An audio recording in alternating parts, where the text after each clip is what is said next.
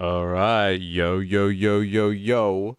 What's up? What's up? What's up? Give up the rock. Hello, my fellow revolutionaries, and welcome to today's live stream from Paradise. You know how it is.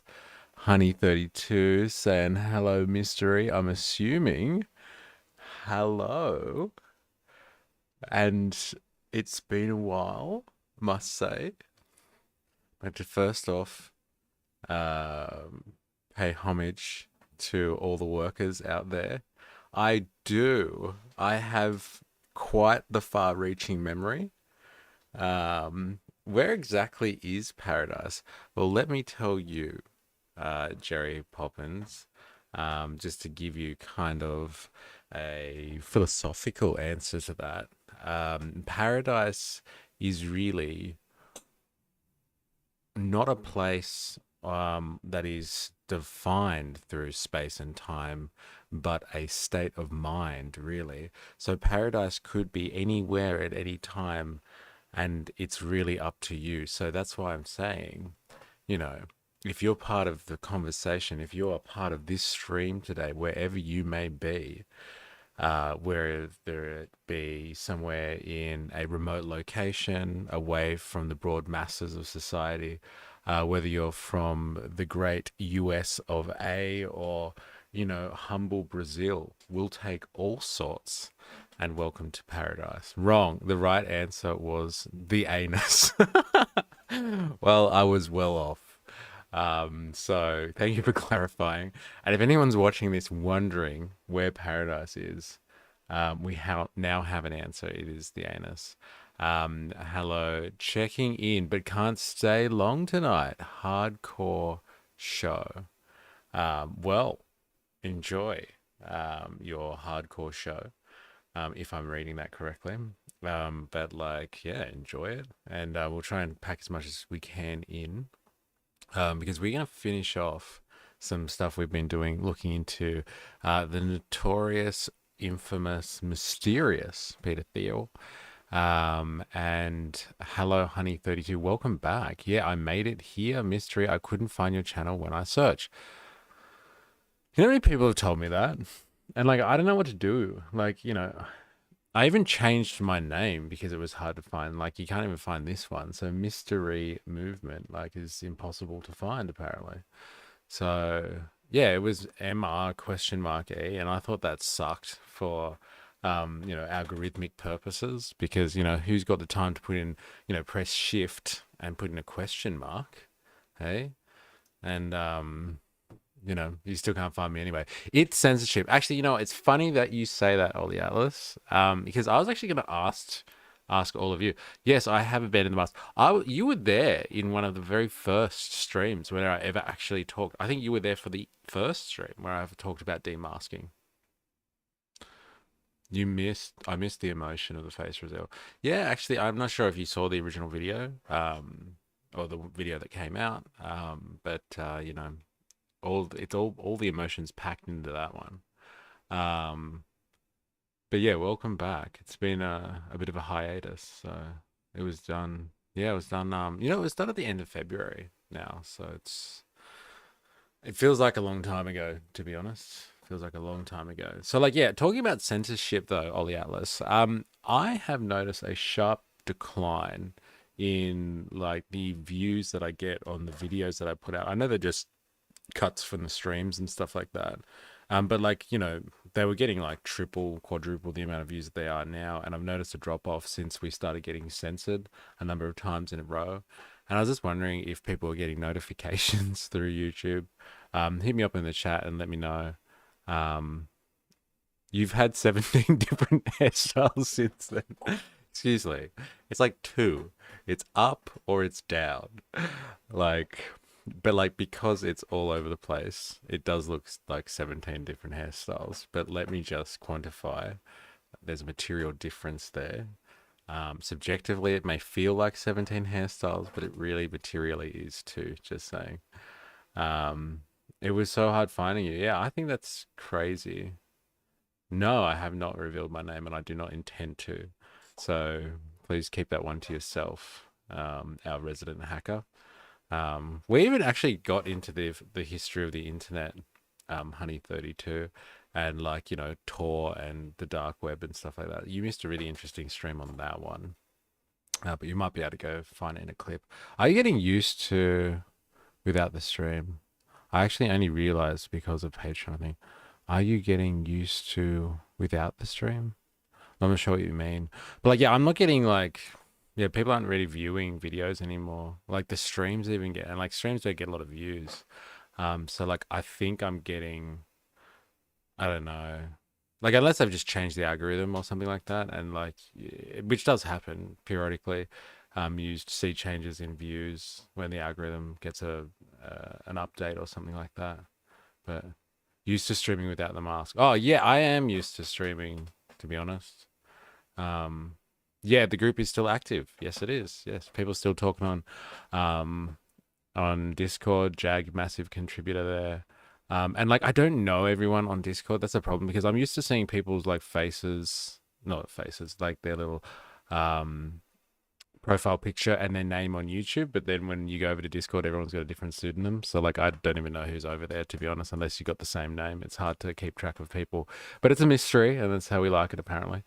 Um, so I'm really disappointed to hear that it's really still hard to find me though. Like, it just goes towards the general thesis that we're being like undercut here. But like, it's really interesting though. Like on the certain topics, you do get like people feel like they get censored. Like I watched someone talking about Peter Thiel. They did a really good documentary, I thought, on Peter Thiel. And like his kind of backstory and everything. And like, this person has about like 50,000 subscribers. It's like 1.8 million people that watch the video, and YouTube cut the funding for it or cut the monetization for it, and like no one knows why. And he was just like, oh, I've been demonetized for this video, and everyone's like going off in the comments about being censored and stuff like that. So is the group still active? Yes, you give me the link. Okay, yeah, well, you know what, you may have it. Why not? This can be my little um shameless plug for the day.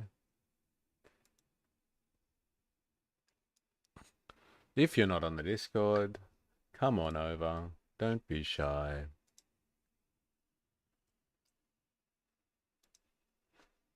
Maybe if you mix your older style of vids with the streams that we do. Yeah, it's funny because people have been talking about the older style of videos, and like, I do like them. They're just really intensive. Um, because you're demasked. For a moment, I thought you had deleted the channel. Yeah, see, it's weird, isn't it? I haven't, and like the views have gone down. Like, it really is weird timing because once we started getting like censored, like 3 or 4 times in a row, we got censored. What was it, like 2 weeks ago or something? After that, I've noticed a bit of a change, and it's still hard to find the channel. Fuck, it's fucking annoying. Um, yeah, it's interesting, but like we fight the beast anyway. We try our best, so we're just gonna have to keep on keeping on, I guess. And like that's why I need like people on the Discord, like people that's in Patreon, like people that are here, like just to share the content because like the algorithm gives us no love. And I think potentially, not to be all conspiratorial, but like I do think there's a bit of suppression going on, especially given the topics that we touch, and like our recent track history. Well, can YouTube keep stuff out of the algorithm if they deem it dangerous? Probably. Yeah, I think they just have general kind of buzzwords and stuff that you get kind of, yeah, like suppressed. Like when I say that, I mean it lightly. Like they're not going out there doing it physically, but like, an algorithm is blind to nuance. And so like, if you get swept up, unfortunately, in something, then, you know, um, it's not going to do you any favors. Like I've been censored a number of times on TikTok because of their algorithm, and then like you can appeal it, and like you press the appeal button, and like in 24 hours, it's just like, oh, sorry, our bad, like kind of thing. But like if you get swept up in the net, their dragnet is huge, And like I got dragnet like for misinformation because I mentioned the word CIA. Like I didn't even say anything bad about the CIA. I just mentioned it as part of like a discussion about, like intelligence services or something. But like the word CIA was in there, so it got picked up as misinformation. And so when I appealed it, like yeah, they got back to me in 24 hours and they're just like, how bad? All good. Like, you can have your video back if you want. So like, you're working against an all-reaching but not all-knowing machine, unfortunately. And and this is the, I guess, the theme and the spirit of the channel, right? We fight against the machine. So we just got to think of creative ways to get around that. So like, yeah, like I said, if you know people that are like-minded or maybe interested in this stuff at all, if you can share it on your socials, if you can, I don't know, share it any way possible. I think sharing is one of the most underrated experiences on social media. Likes and comments, interactions for the algorithm. But like if you share something with your own social group and like you can get it across to other eyeballs, that's a hidden power of social media. Mainly because that machine is a devil in every sense. Yeah, well, it's definitely put into motion by nefarious agents with their own agendas. So yeah, I could see how you could definitely bridge that and make that assumption, or have that assessment on it. But yes, I have not deleted my channel, and like I just yeah, if you get the notifications about videos, that's good. But like for some reason, I've noticed a bit of a drop off, and I can't explain it. But it just seems very weird, the timing. That's all I'm going to say. So today we are going to be looking at a gentleman by the name of Peter Thiel. So this is part of our broad investigation into the contemporary bourgeoisie. Like, who are the bourgeoisie? So like in Marxist talk or in, general socialist talk, the bourgeoisie, they are the people that kind of control the economy. They're the people that kind of created capitalism. They, invested, they accumulated money, and like they started the capitalist mode of production, and like, helped it kind of take over from its predecessor, which was, feudalism and all that sort of stuff. And so like the bourgeoisie are like, the highest part of society. So like, in modern terms, you'd call them the 1% or the elite and all that sort of stuff. But like the bourgeoisie is not like static. It's not always, like the same people that are on top. And like, traditionally we've had like the bourgeoisie were the industrial capitalists.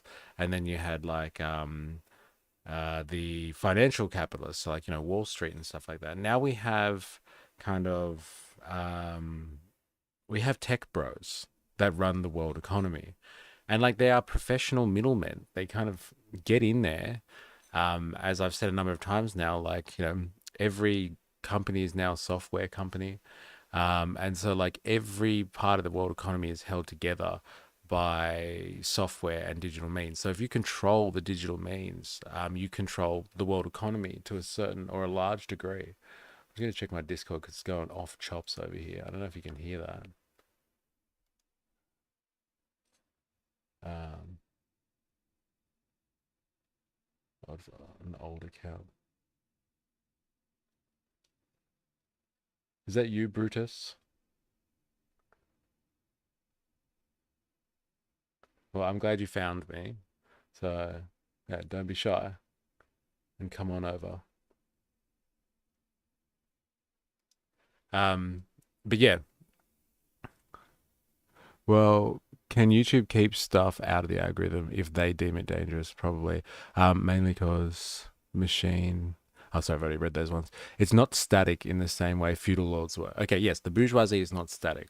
That's a really good and very concise way of trying to say what I've been trying to say, which is, yeah, the bourgeoisie has changed. So I really wanted to investigate who are the bourgeoisie of today. And so we've been going down this rabbit hole with like figuring out, from techno feudalism down to surveillance capitalism. Like we've discovered the internet. We've discovered some of the philosophical underpinnings of like, the techno feudal world, the dark enlightenment, Curtis Yarvin and stuff like that. And now we're going to the individual members of the bourgeoisie themselves, the tech bros themselves. And we started with is like, one of the more mysterious ones. So like you can have your, kind of on the nose or very common like household name tech bros like your Elon Musks of the world, your Mark Zuckerbergs and stuff like that. But like, no, we've gone straight for like, the dark underbelly of Silicon Valley. And this is who Peter Thiel is. Now, Peter Thiel, is 4AS still around? He is. Like, he's pretty much on every stream. So like, I'm surprised that he's not here yet. He'll be doing the roll call very soon, I'm sure.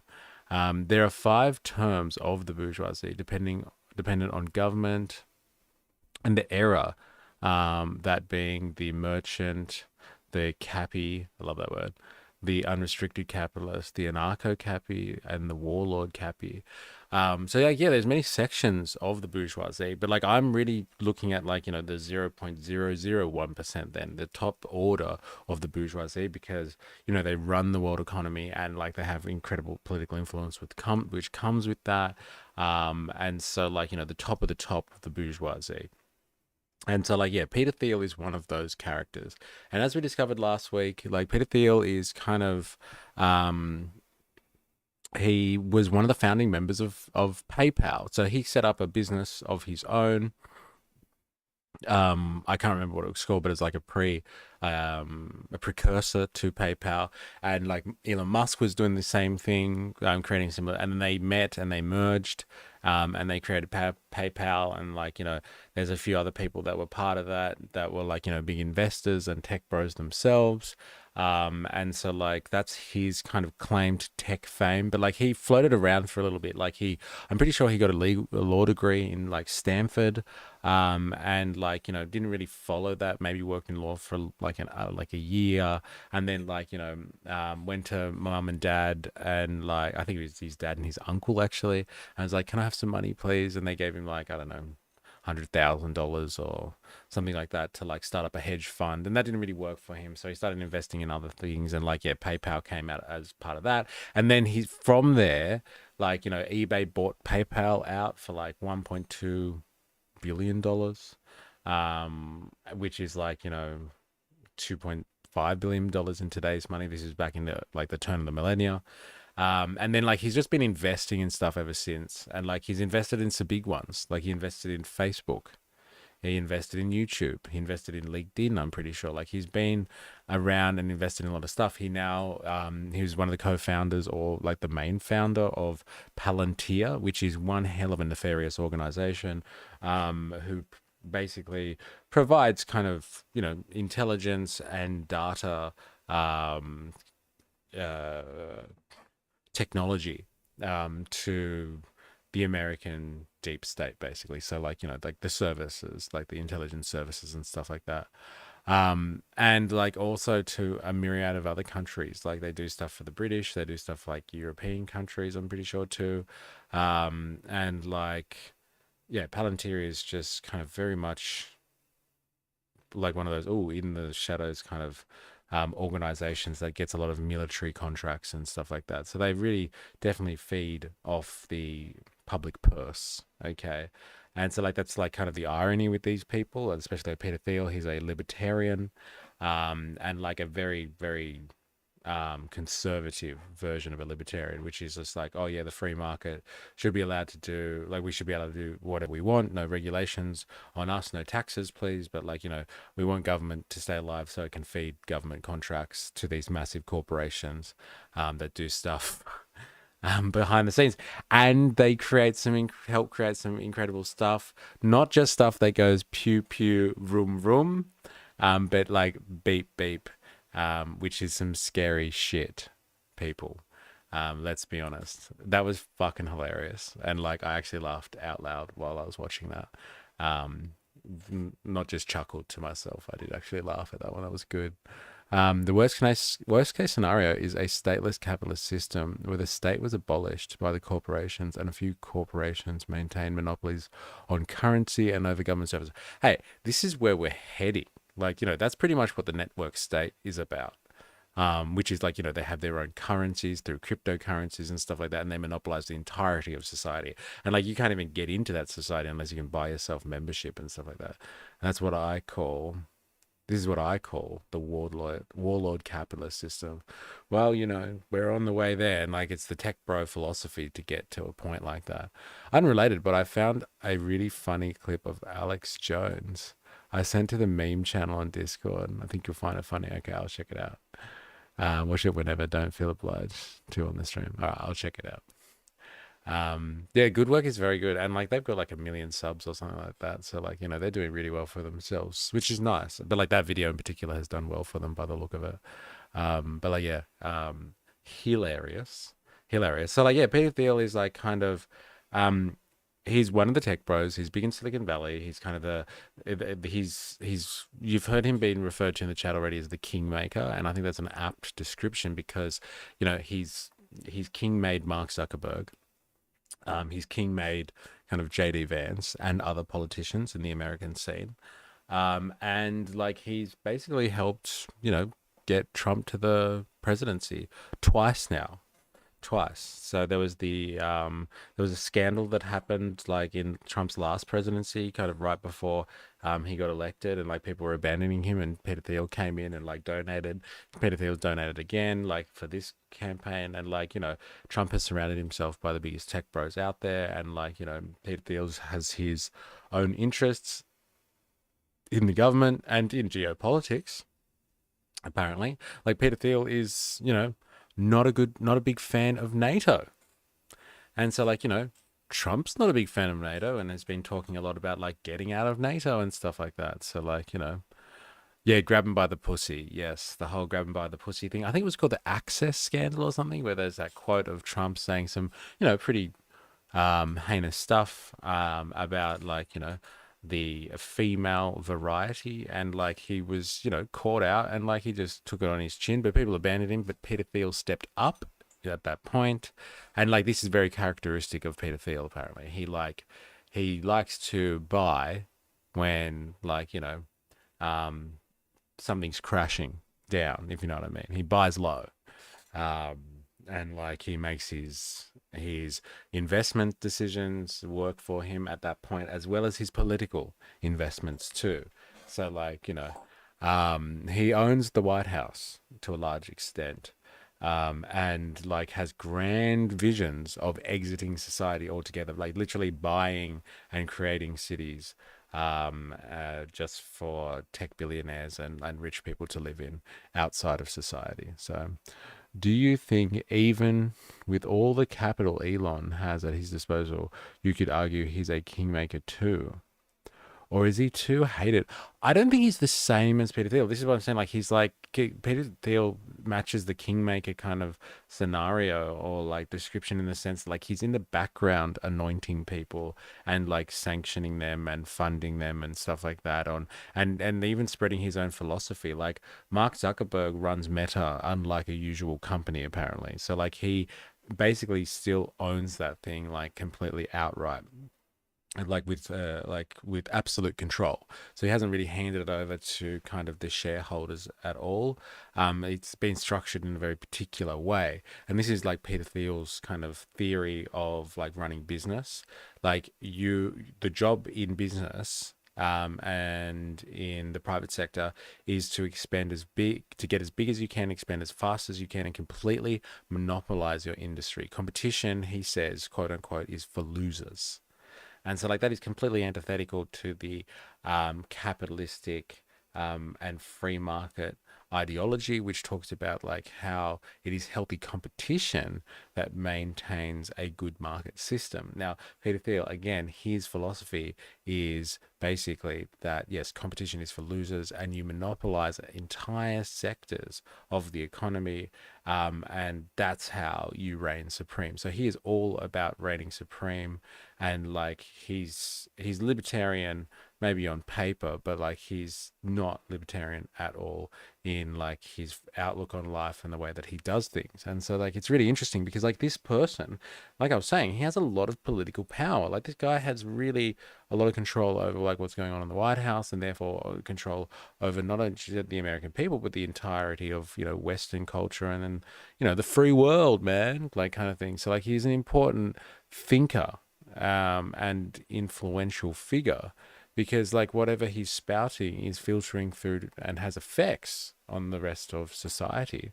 And so like Elon Musk, yeah, I'm sure just by his notoriety and just by his power and money power generally, he could king make people. But like this Peter Thiel guy seems like he's really strategically playing in the background all the time and setting himself up, like associating himself with powerful people that work in the public sphere. But Peter Thiel likes to work in the background and, doesn't like journalists and hates the media and like, he does interviews and stuff, but like, wants to be off the record and all this type of stuff.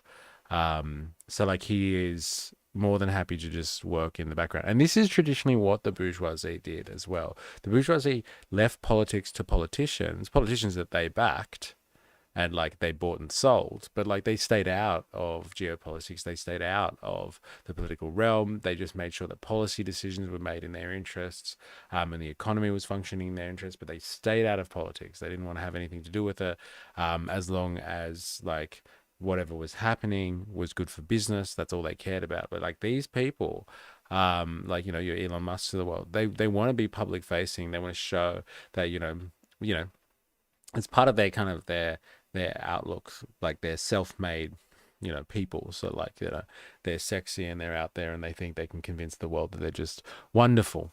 And Elon Musk is one of those, but Peter Thiel does not seem to be that way. He doesn't want to self-promote exactly, but like, he's definitely feathering his nest. So Access Hollywood, just tabloid BS. Yeah. Elon is like CEO, but Thiel is running the board. Interesting analogy. Those who believe in unrestricted capitalism don't give a darn for competition. Yeah. Yeah, absolutely. That's why they want unrestricted capitalism, right? So they can really absolutely control it and monopolize it and take it in their own interest. They'd rather destroy or buy them. Okay, so now in saying all of that, so that's Peter Thiel. Now, where the hell does he come from? Like, what has made the Kingmaker? What is his history? Who is this man? Where did he bloody come from? Because he's not American. He's not. There is a convergence of South Africans that are moving around and like kind of really control the power of the centers of power in the US, and it's all coming and branching out of Silicon Valley. So like before we continue to understand like more about Silicon Valley, more about Peter Thiel and stuff like that, like let's have a look at like kind of this South African origin of like, the tech bros. And like this one is specifically about Elon Musk, okay? But like, it talks about Peter Thiel as well and his background.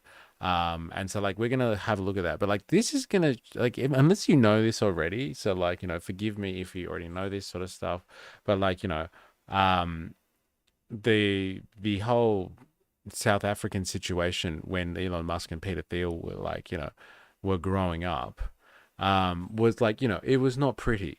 Okay. So they grew up in apartheid South Africa, and like, whether like the apologists from Elon Musk say that, he's completely self-made and like he's done his own thing, but like, he lived in a world where like, segregation was a thing and white supremacy was institutionalized in their society.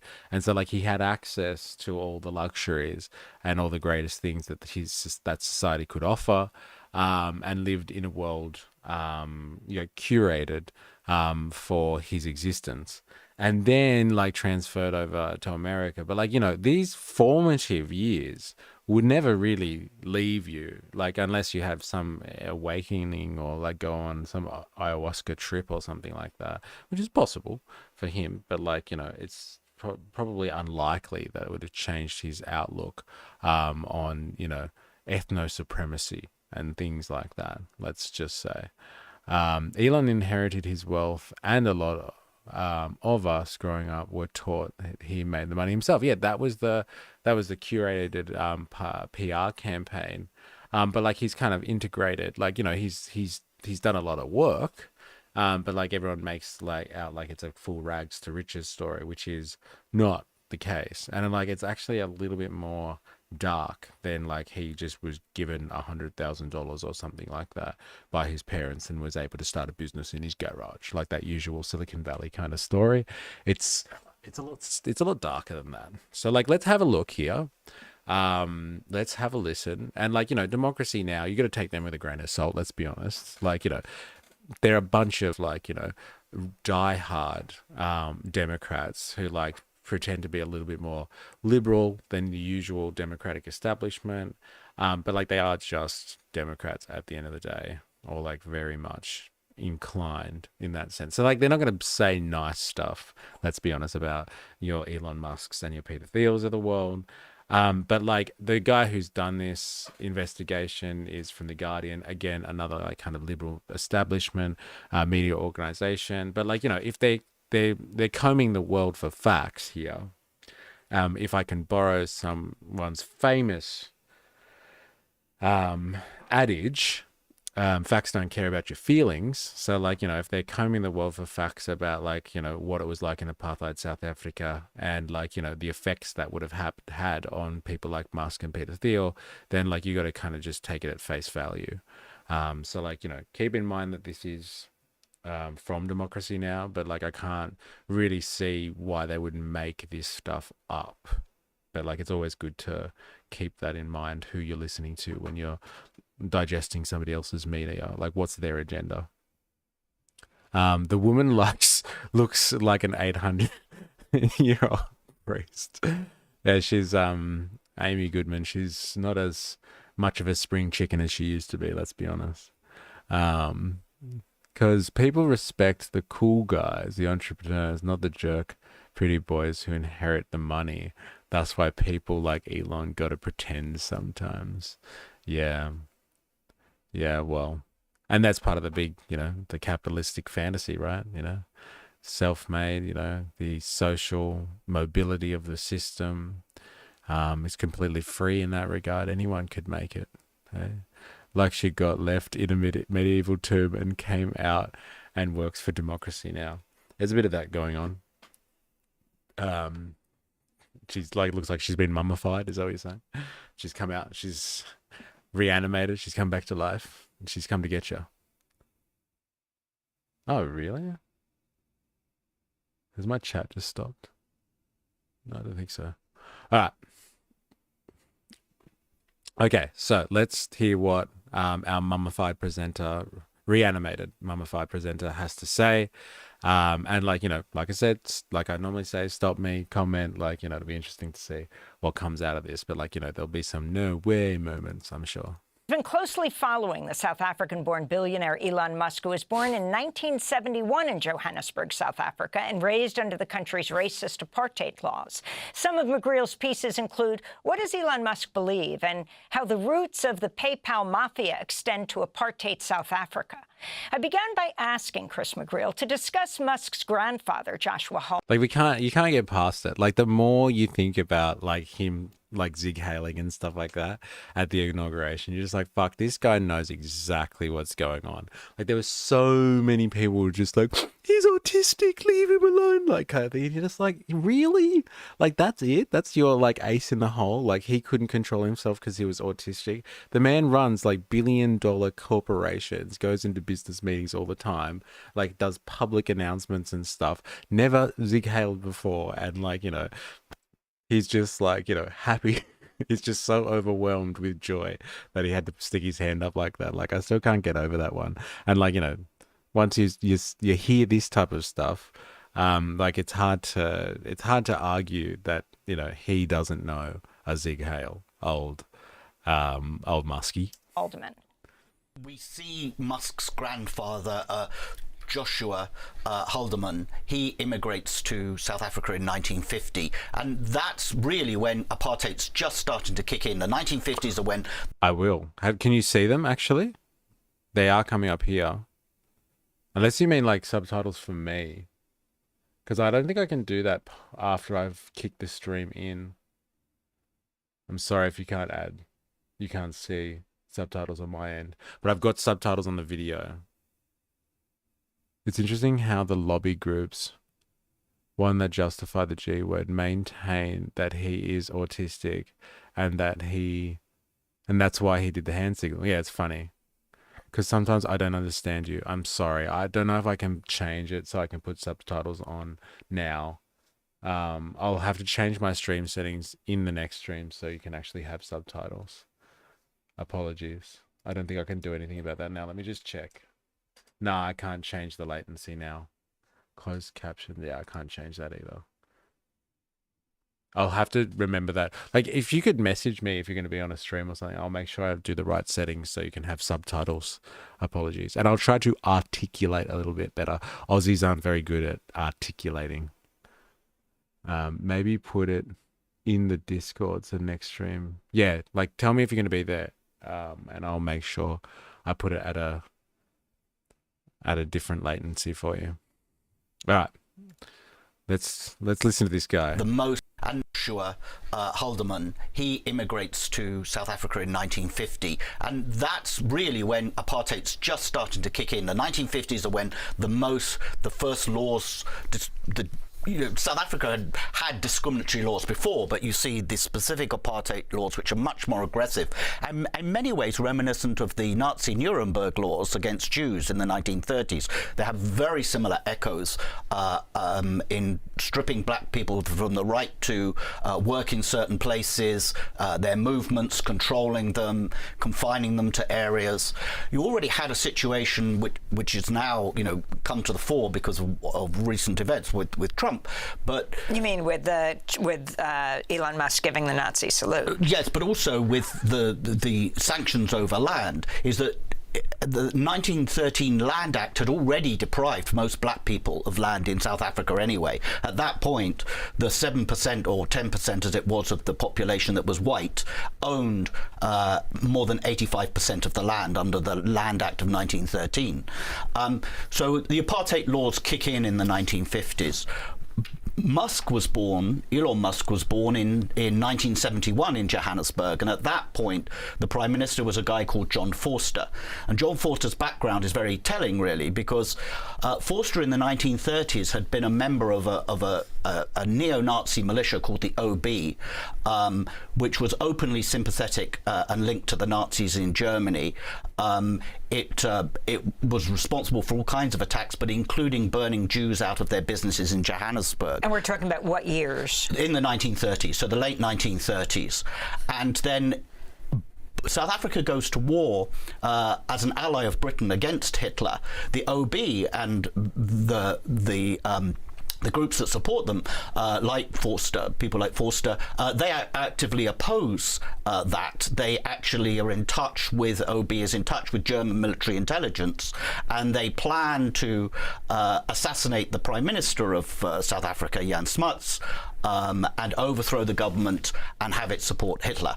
That plan fails because the Germans are unable to provide the necessary weapons and back out. But in 1942, John Vorster, later Prime Minister, stands up and gives a speech, and he talks about the system that their kind of ideological belief system, which was Christian nationalism. And he says, Christian nationalism in South Africa is the same as Nazism in Germany and fascism in Italy. It's all anti-democratic. It's all the same thing. Well, eh? Hey, isn't that interesting? A little bit of Christian nationalism goes very far when you're dabbling with fascism. So, like, in the words of the person who would become the Prime Minister of South Africa, that is going to bring in apartheid into South Africa, who was basically, what this guy is saying is, in the 1930s, this guy was part of a group called OB who were literally like Nazi sympathizers. So they're all Germans, like of German descent anyway. They're part of the German diaspora. And like they're openly supportive of the Nazis. And when the World War II kicks off, the South African government at the time allies with Britain in the war against the Nazis, and these guys are just like, not happening. And so they basically try to overthrow that government, or make plans to overthrow that government, because they want to ally with the Nazis. And so like this guy is famously saying that like Christian nationalism is the exact same kind of political driving force as Nazism and in Germany, or fascism in Italy, because it is primarily anti-democratic. It's an anti-democratic style of political organization, and like this is massive in terms of its ramifications for like the US. Like the US is like going on like some pretty extreme like kind of national endeavors at the moment, and like they're really ramping up their nationalistic tendencies, and like always the elephant in the room in American politics is like the Christian kind of element, the religious zeal of the evangelical voter base. And so like Christianity or hardcore Christian politics and like the merging together of nationalism is the exact same in the eyes of someone that seems to know a lot about this stuff, seems to be a bit of an expert. Christian nationalism and fascism generally are basically the same thing.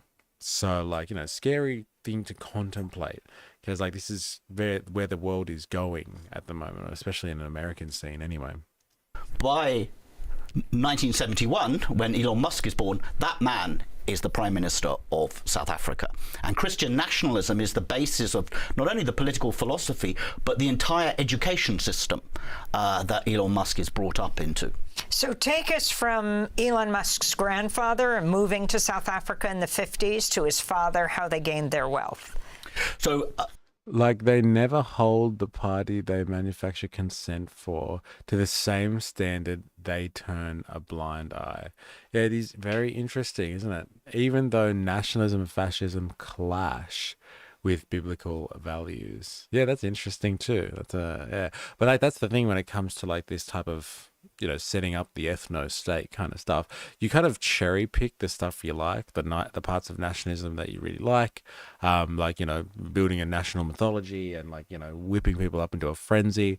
Whereas in you'd probably let go of some of the nice parts of nationalism where you really want to build the nation state up and ensure that everyone is provided for, like everyone who's a citizen, not like just the people that are the right color or something like that. And then you pick the nice parts of the Christian doctrine, if you can call it that, that support your supremacist kind of ideas. You cherry pick the nice stuff. You don't look at the contradictions, I guess. Elon Musk's grandfather moves there in 1950s. He's not particularly prosperous. He arrives without a lot of money, but it's Elon Musk's father, Errol, who makes the real money, principally through investments in emerald mines in Zambia. And mining conditions in southern Africa in that period were really pretty dire in the 1960s and 70s. Very high death rate, very poor conditions, but the owners got very rich.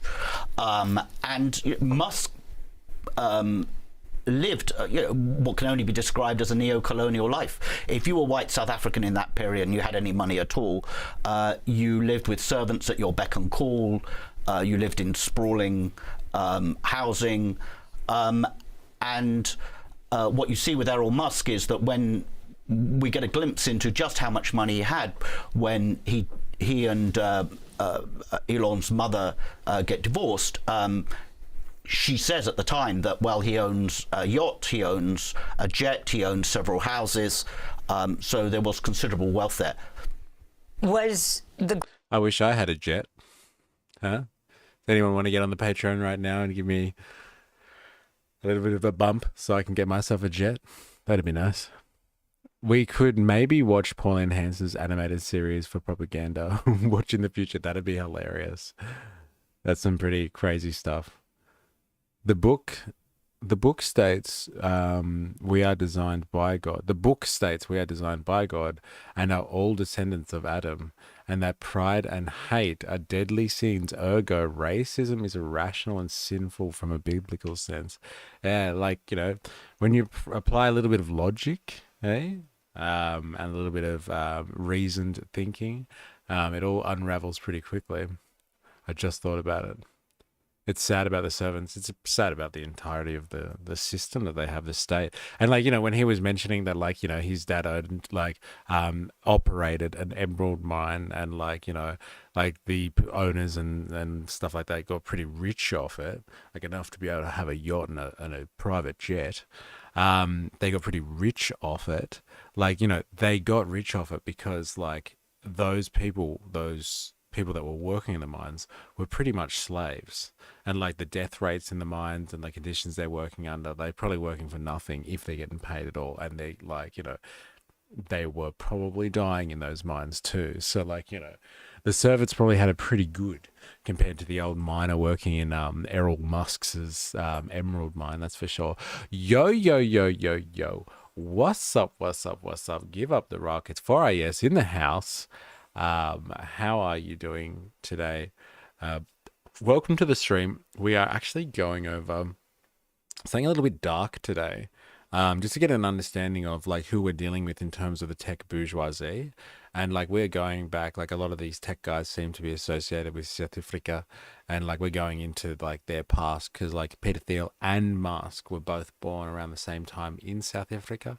And like they both seem to be coming from basically Nazi sympathetic societies and cultures, which is potentially very telling about the people that have a hold of the White House at the moment. Because like you don't see it like this, you don't hear it told exactly like this.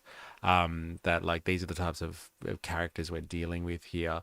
Like there's a lot of people with conspiracy theories about what they're up to, and like what their intentions are, and even like what is the ideology that underpins their outlook and their worldview. But like if they went to school in a place that like its education system was defined and structured around what is known as Christian nationalism, which as described by the people that implemented it was akin to fascism in Italy and Nazism in Germany, then like they went to schools with fascist curriculum and stuff like that, and like they lived in houses with servants in like neo-colonial styles, and their parents like Musk's parents run like an emerald mine being worked by black South Africans and stuff like that. And I'm sure they didn't have work health safety laws around in the 70s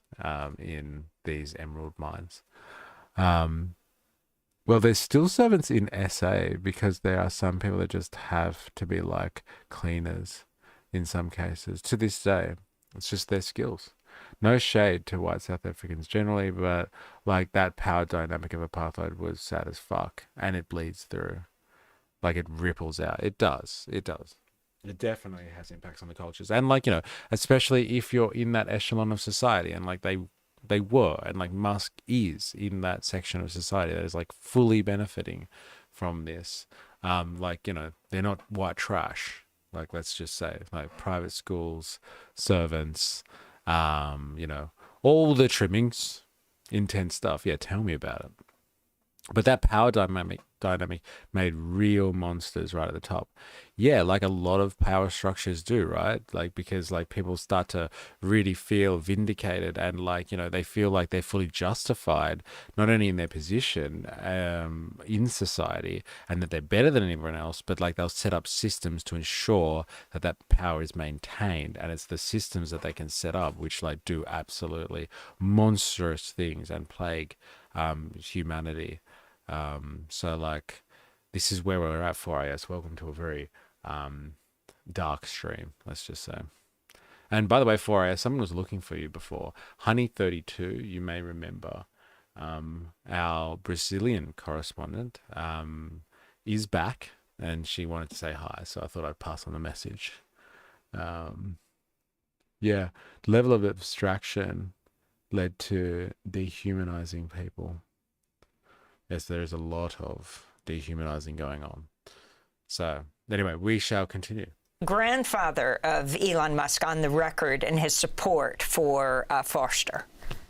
Well, he was certainly on the record in his support for apartheid, very vividly so, yes. And he said that that's why he'd moved to South Africa from Canada in 1940 was in support of it. Now, the grandfather himself is killed a few years later in a plane crash, but is not known what Elon Musk's grandmother's personal views of Forster particularly were, but they were both avid supporters of the apartheid system, and the grandmother lived for a number of years afterwards. So you've been talking about Elon Musk's maternal grandparents and how they moved to South Africa, but talk about their roots in Canada. Originally, the grandparents have no connection to South Africa. They're born and grew up in Canada.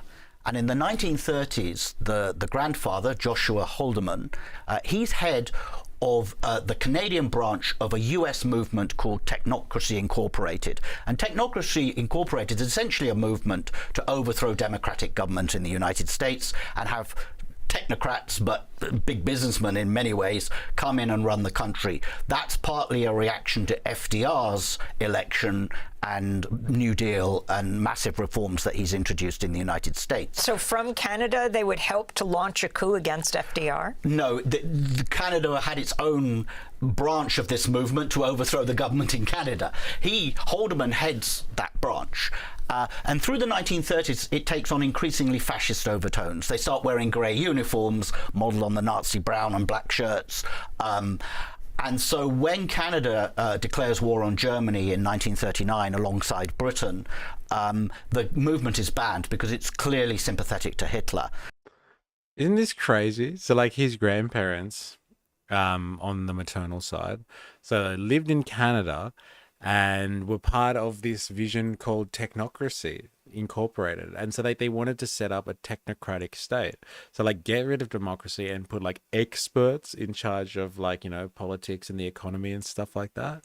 And so like their big vision, the technocrats in the North American continent, was to basically overthrow the US government and like install technocracy. And so like they were part of the Canada chapter of that, Elon Musk's grandparents, and like World War II breaks out, and then like they're like clearly sympathetic to the Nazis and like sympathetic to Hitler, and so like they have to like kind of make a call, and like their club, their Technocracy Inc., is banned because of its association with like the Nazis and stuff like that. And so like they end up leaving Canada for South Africa because they're just like, isn't this place nice? Hey, with its like formalized segregation, and you have, you know, the whites only and all that type of stuff. And like they end up, you know, they're clear supporters of the idea of an apartheid state. And so like, you know, these are his origins and his background, Musk, that is. And like, you know, I am not saying that like, you know, everyone inherits like the virtues or the political beliefs of, you know, their predecessors, their ancestors and stuff like that. But like this is the type of influences that are coming in to his family life. And so like some people definitely can break away. I think it's like an important liberal value that like, you know, you don't get thrown in with like, you know, your family members if they've done suspicious things in the past or done like crazy stuff in the past. You shouldn't be branded with that as well. You shouldn't, you should be able to prove yourself on your own merits and like, you know, your own accomplishments and like, you know, your own deeds. But like this is the type of environment that he's growing up in. Like he's got people that believe in the idea of technocracy. They're like sympathetic to Hitler, the Nazis, etc., etc. They're moving to South Africa because they want to be part of a state where you have segregation and you have like, you know, whites put like, you know, in law legislated that they are better and a higher race than other people. Like this is the backdrop behind Musk, and then we're going to find out about, you know, Thiel as well. Wait, so you're saying someone who benefited from a system liked that system? Shock, horror. The bald guy should be a master chef, not talking about tech oligarchs and apartheid, commenting on eggs. And specifically to tell people they are idiot sandwiches. It would be mob mentality not to allow people to make up their own minds. You shouldn't be judged based on the sins of your father. No, No, and I think that's an important like kind of value in liberal society. But like, again, this is the context. Then Haldeman is arrested. Elon Musk's grandfather. Elon Musk's grandfather is arrested. They find documents sympathetic to the Nazis and other subversive documents inside his house, and he is sent to prison for a few months and then remains on essentially a subversion watch list for the rest of the war. Yeah, so he's basically regarded as a Nazi sympathizer, a fellow traveler. And about a decade later, he moves to South Africa. Why? So after the war, he founds another political movement which has deep anti-Semitic roots and actually promotes the forgery, the protocols of the Elders of Zion. Elders of Zion, that's it. But obviously after the war and the Holocaust, there's no real appetite for that in Canada. It's a failing political movement.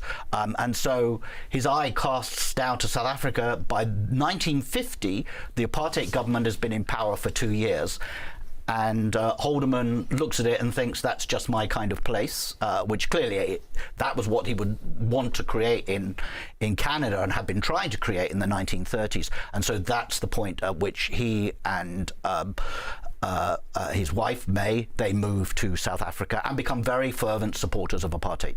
Now, I wanted to blend in some breaking news in addition to cutting off all aid to South Africa, news of the region, and that is Sam Nujoma, the freedom fighter turned president who led Namibia to independence from apartheid South Africa in 1990, has died at the age of 95, often referred to as Namibia's founding father, known for his motto, a united people striving to achieve a common good for all members of the society will always emerge victorious. Used to be called Southwest Africa, became the independent Namibia. Talk about Sam Nujoma and how that fits into this picture of South Africa through apartheid.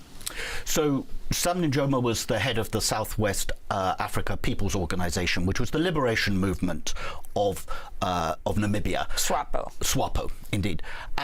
Really, SWAPO takes off and is able to have effect after Angola becomes independent with the fall of the Portuguese dictatorship. The Portuguese colonizers leave Angola, and Angola provides a base then for SWAPO to really fight to liberate Southwest Africa. That becomes known as the Border War. Euphemistically, the South Africans call it the Border War. They actually invade Angola in an attempt to overthrow the Marxist-leaning government of Angola, but also to keep SWAPO at bay. But the war goes on, and eventually South Africa loses that war. At that period, though, one of the things you see is that I was censored. I will show you on the Discord. Oh, he's getting censored. Weekly dose of knowledge. Where's your coffee? You still use AI? I haven't. You know what? I do use it sporadically. The old AI. I'll use it for like kind of fact checking purposes or just get some additional context on something. But I haven't debated AI in a while. And I thought about that the other day. I used to do a bit of debating of the old AI. And where's my coffee? I forgot to make one. And like, I can't go and make one now. So I'm out. I'm out for today, man. I have to open the Discord so I can see what you're saying, Wings of Cheese. You naughty, naughty person, you. Sorry, I closed the Discord down because it was making noise before. Let me just double check.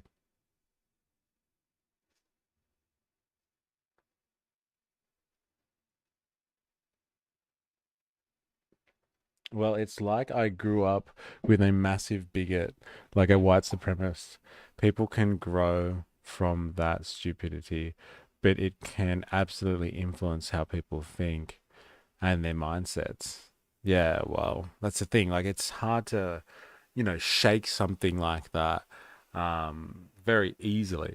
Unless, like I said, you had like some enlightenment moment or you go on some ayahuasca trip or something and you see the errors of your ways and you repent. Like, these people kind of would have grown up with a particular ethos about how society is to be structured and stuff like that. And like, look at what Peter Thiel does, like when he starts studying in America. Like one of his first things to do while he's at Stanford is to write a book called The Diversity Myth, like disparaging against the ideas of, having a multicultural society and the importance of having diversity in areas of society or institutions and stuff like that. Like obviously all this kind of talk for equity and inclusion and all that sort of stuff, it's poisonous, it's wrong, and it shouldn't be there in the first place. And these people, these are the anti-woke people. Woke is a mind virus, all that sort of stuff. Like they hate these ideas that could be out there that would place relevance to people from different cultural backgrounds and all that sort of stuff, living and working in some form of harmony or anything like that. And so it's obvious if they're writing stuff like that. Like I know this is Peter Thiel and not Musk, but if they're writing things like that and their political views are along those lines, it's obvious that they haven't fully disassociated with these ideas, right? How's your channel, Ollie Atlas? Yes, that's what I think. Like Bolsonaro here in Brazil. Yeah. I can't believe you got censored for that. I think maybe because you got the word white supremacist in there, I guess. That's probably why. Peter Thiel, another member of the PayPal Mafia, very close. Here we go. Now we get up to the Peter Thiel stuff. If Jag is still here, this is what you want to be paying attention to. Jag, you're probably across this stuff anyway, but if not, I'll leave a little note and then I can show you this later. Friend of that at that period, though, one of the things you see is that Peter Thiel, another member of the PayPal Mafia, very close friend of Musk, he had been at school in Johannesburg, but his father gets a job on a uranium mine near Swakopmund in what is then Southwest Africa. And so Peter Thiel moves there as a child and goes to school there. And the thing to know about Southwest Africa, or the reason it was separate from South Africa, is that it had been a German colony until the end of the First World War.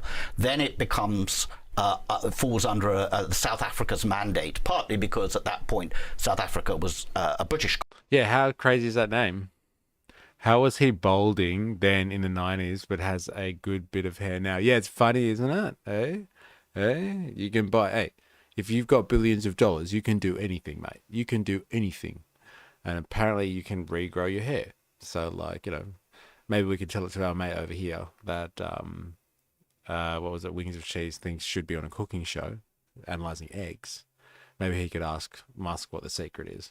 How's that name PayPal Mafia? Yeah, it's interesting because they talked about had one of his workers scalped. Oh my God. Some of the jokes that you come up with, they're they're good, and they're just that borderline risque. That's why they work so well. Very good. Because it's hey, did he actually do that? You got to ask yourself the question. Yeah, the PayPal Mafia, very interesting name, and it's for the people that got together and kind of were the main people inside the PayPal organization. Like I said, founded by Thiel and Musk.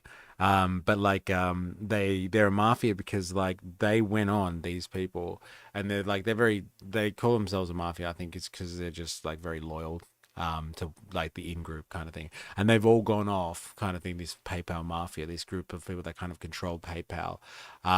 They've all gone off and invested in big things and being part of big things that have happened in Silicon Valley, YouTube, and investing in Facebook and LinkedIn and various other upstarts and startups that have got on to become the next big thing. So they're a mafia because they all rub each other's backs, I think, scratch each other's backs and look out for one another.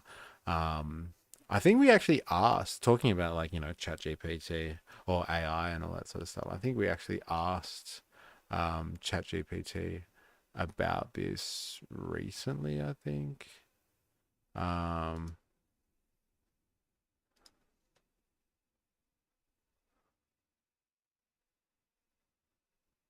How many people made up the so-called PayPal Mafia? This was last week. The term PayPal Mafia refers to a group of former PayPal employees and founders who, following eBay's acquisition of PayPal, went on to establish or significantly influence numerous major technology companies.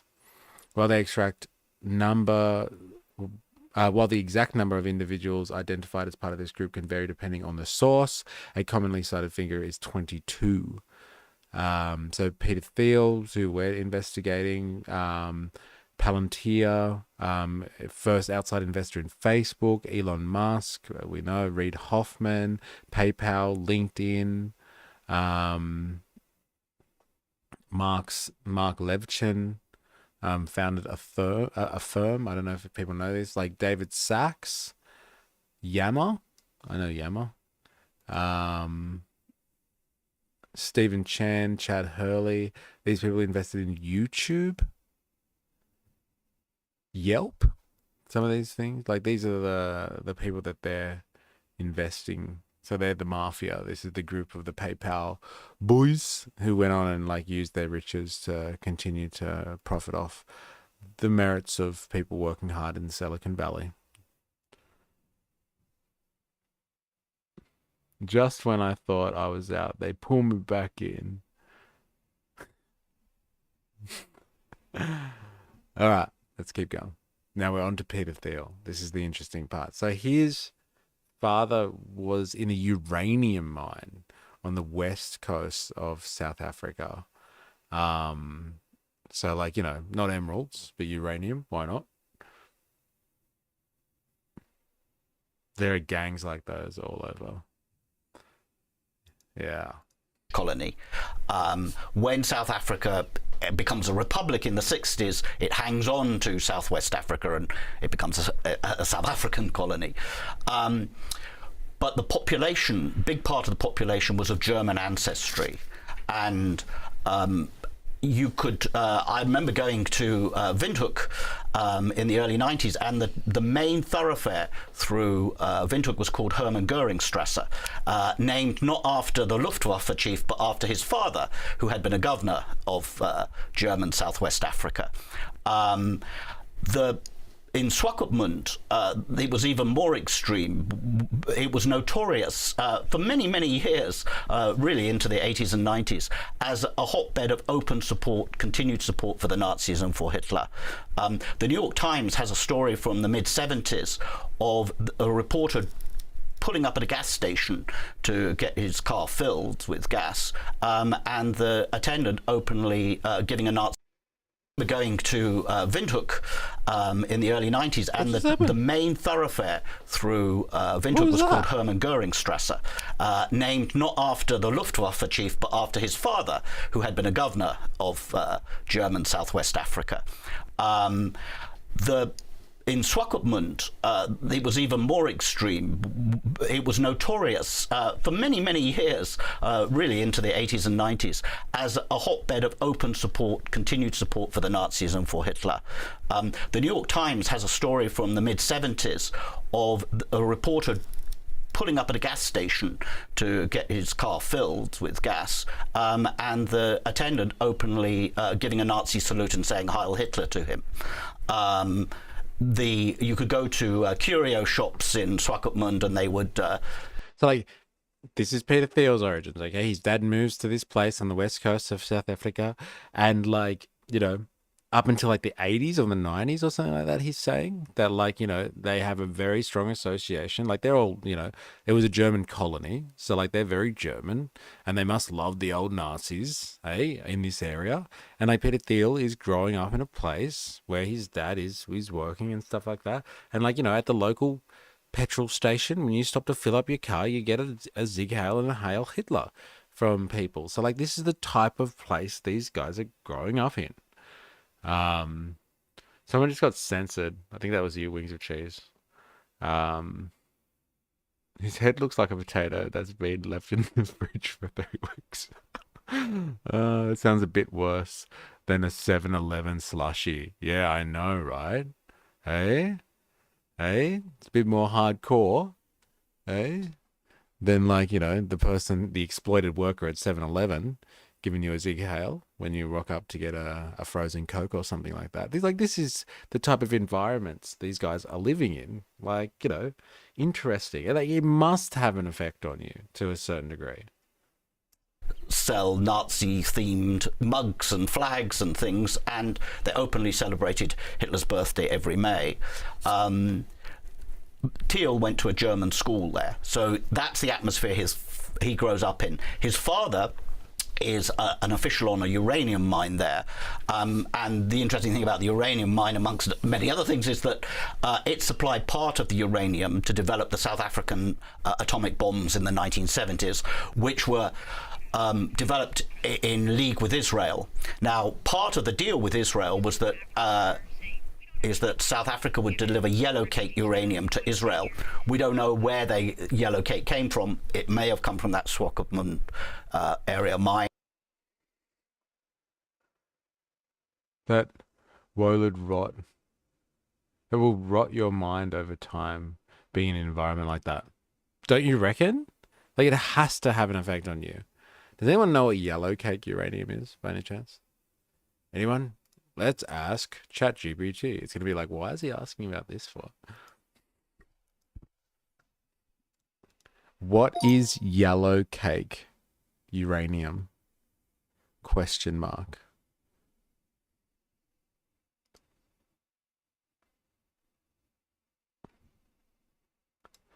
Yellow cake uranium, also known simply as yellow cake, is concentrated form of uranium ore. It's an intermediate step in processing of uranium after it's mined and before it is enriched for use in nuclear reactors or weapons. It's uranium oxide. It appears as a coarse yellowish powder, though the color can range from yellow to dark green, depending on the drying. How is it made? Uranium mining. It is extracted from the earth via an open pit mining, underground mining, or in situ leaching. To be used in nuclear reactors or weapons, yellow cake goes through additional steps: conversion into uranium hexafluoride, enrichment to increase the proportion of uranium-235, the fissile isotope, fuel fabrication. Is yellow cake dangerous? It is radioactive, but less so than enriched uranium. The main risk is from inhalation or ingesting of the dust. It requires safe handling. Uses nuclear energy, nuclear weapons, and strategic resource. Monitored by international agencies like the IAEA. All right, let's continue. So what? They're selling it to Israel as well. Hey, so the link is there straight away. South Africans, hey, the Nazis, don't really like the Jews, but they'll sell them uranium. They'll sell the Israelis uranium because, like, you'll find, like, when you investigate, like, Peter Thiel and Planeteer and stuff like Planeteer. Oh my God, Palantir. Like, they're very associated, all of these people, with like the Israeli intelligence services and all that sort of stuff. They're all kind of interlinked with one another. Or it may have come from somewhere else in South Africa, but South Africa was shipping yellow cake to Israel at the same time because it too was developing nuclear weapons. And talk about what Peter Thiel has said about all this. I remember as we cover conventions for decades now, Peter Thiel standing up at the first Republican convention that nominated President Trump and, supporting him and who he is.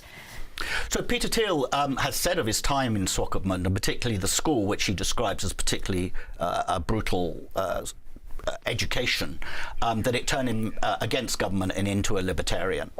And I think that's an interesting element in all of this, is that one of the things that isn't necessarily appreciated outside of South Africa is that there's two kinds of whites there. There's the Afrikaners who we've been talking about, but there's a big English-speaking white population. And one of the aspects of the English-speaking population was they on paper said they opposed apartheid, but they gained all of its benefits, and most of them, certainly not all, there were some really heroic individuals, but most of them did very little to actually end apartheid. But one of the products of that is you have people like Musk and Thiel who have done very well, and whose parents did very well out of the apartheid system, who deny responsibility for it. They blame it on the Afrikaners, they blame it on a government, extreme right-wing government. But then they have to explain how it is that their own parents were so able to do so well out of apartheid, and then they put that down to individual talent, that they're naturally gifted. And that's the story, right? The usual story. When it comes to any type of capitalist or, entrepreneur or anything like that, it's just like, yeah, well, we didn't actually benefit from the apartheid state, okay? That was the Afrikaners, so those evil, Germans that came over here and stuff like that. We actually didn't believe in that stuff at all. And then people are like, oh, well, you benefited pretty well from that system then, didn't you? Oh, no, that was individual brilliance. This is a meritocracy kind of thing. And so there's your argument right there. We worked very hard. And it's got nothing to do with the fact that we were given our station and that opportunity because a significant section of the population was actually suppressed and not able to do anything about being at the bottom of that pyramid. What is yellow uranium? Stream immediately censored. Damn, Captain Planet has gone downhill. Peter looks like he looks like Adam Sandler. Yeah, he's got a very very particular look to him. Old Peter Thiel, and I like to say old Peter Thiel, and I think we should all refer to him as such because he's one of those guys like the Brian Johnson dude who are into all of this longevity stuff. He's invested millions in companies that are gonna cure aging and stop death and all that sort of stuff. So I'm sure calling him old Peter Thiel would get under his skin greatly. It's a bit like old mythologies around kings when they talk about the individual success of capitalists to prop up their popularity. Yeah, it's really just part of the mythology. You're right. And it's their individual brilliance, they worked really hard, they took all the risks kind of thing. And it's just well, what about all the risks of the people working in the uranium mine, kind of thing, and all the people working in that emerald mine, because we know how they treat, people working in mines in Africa. Hey, we know all about that. The South Africans, they were, brutal. They were brutal.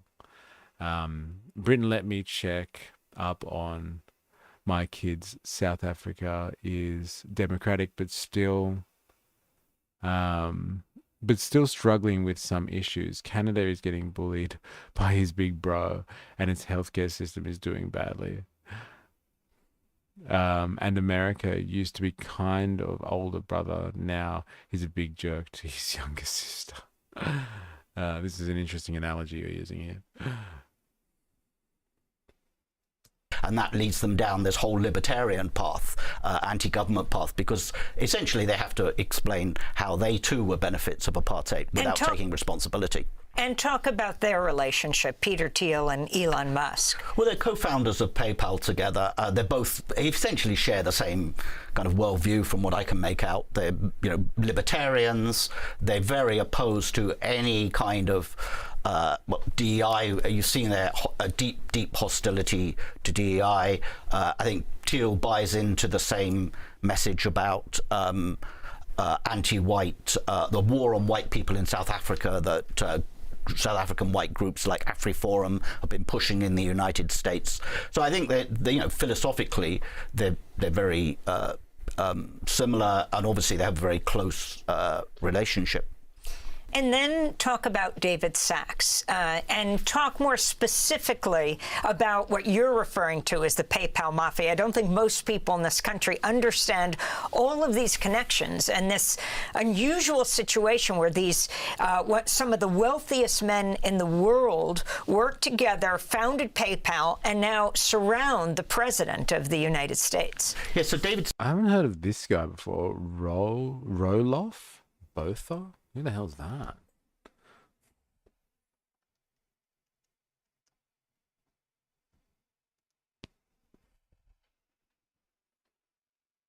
I bet is he going to say adventure capitalist?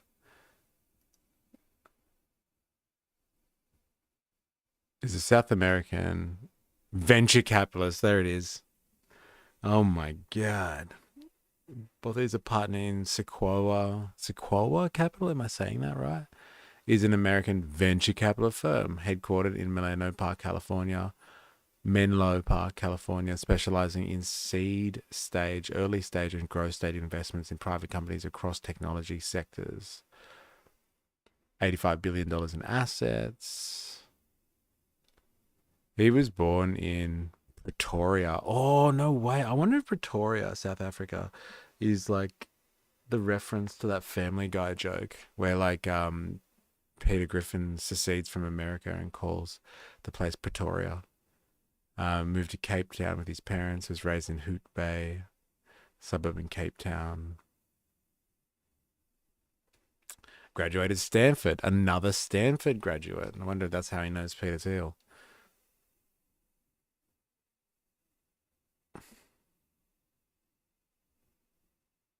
Interesting.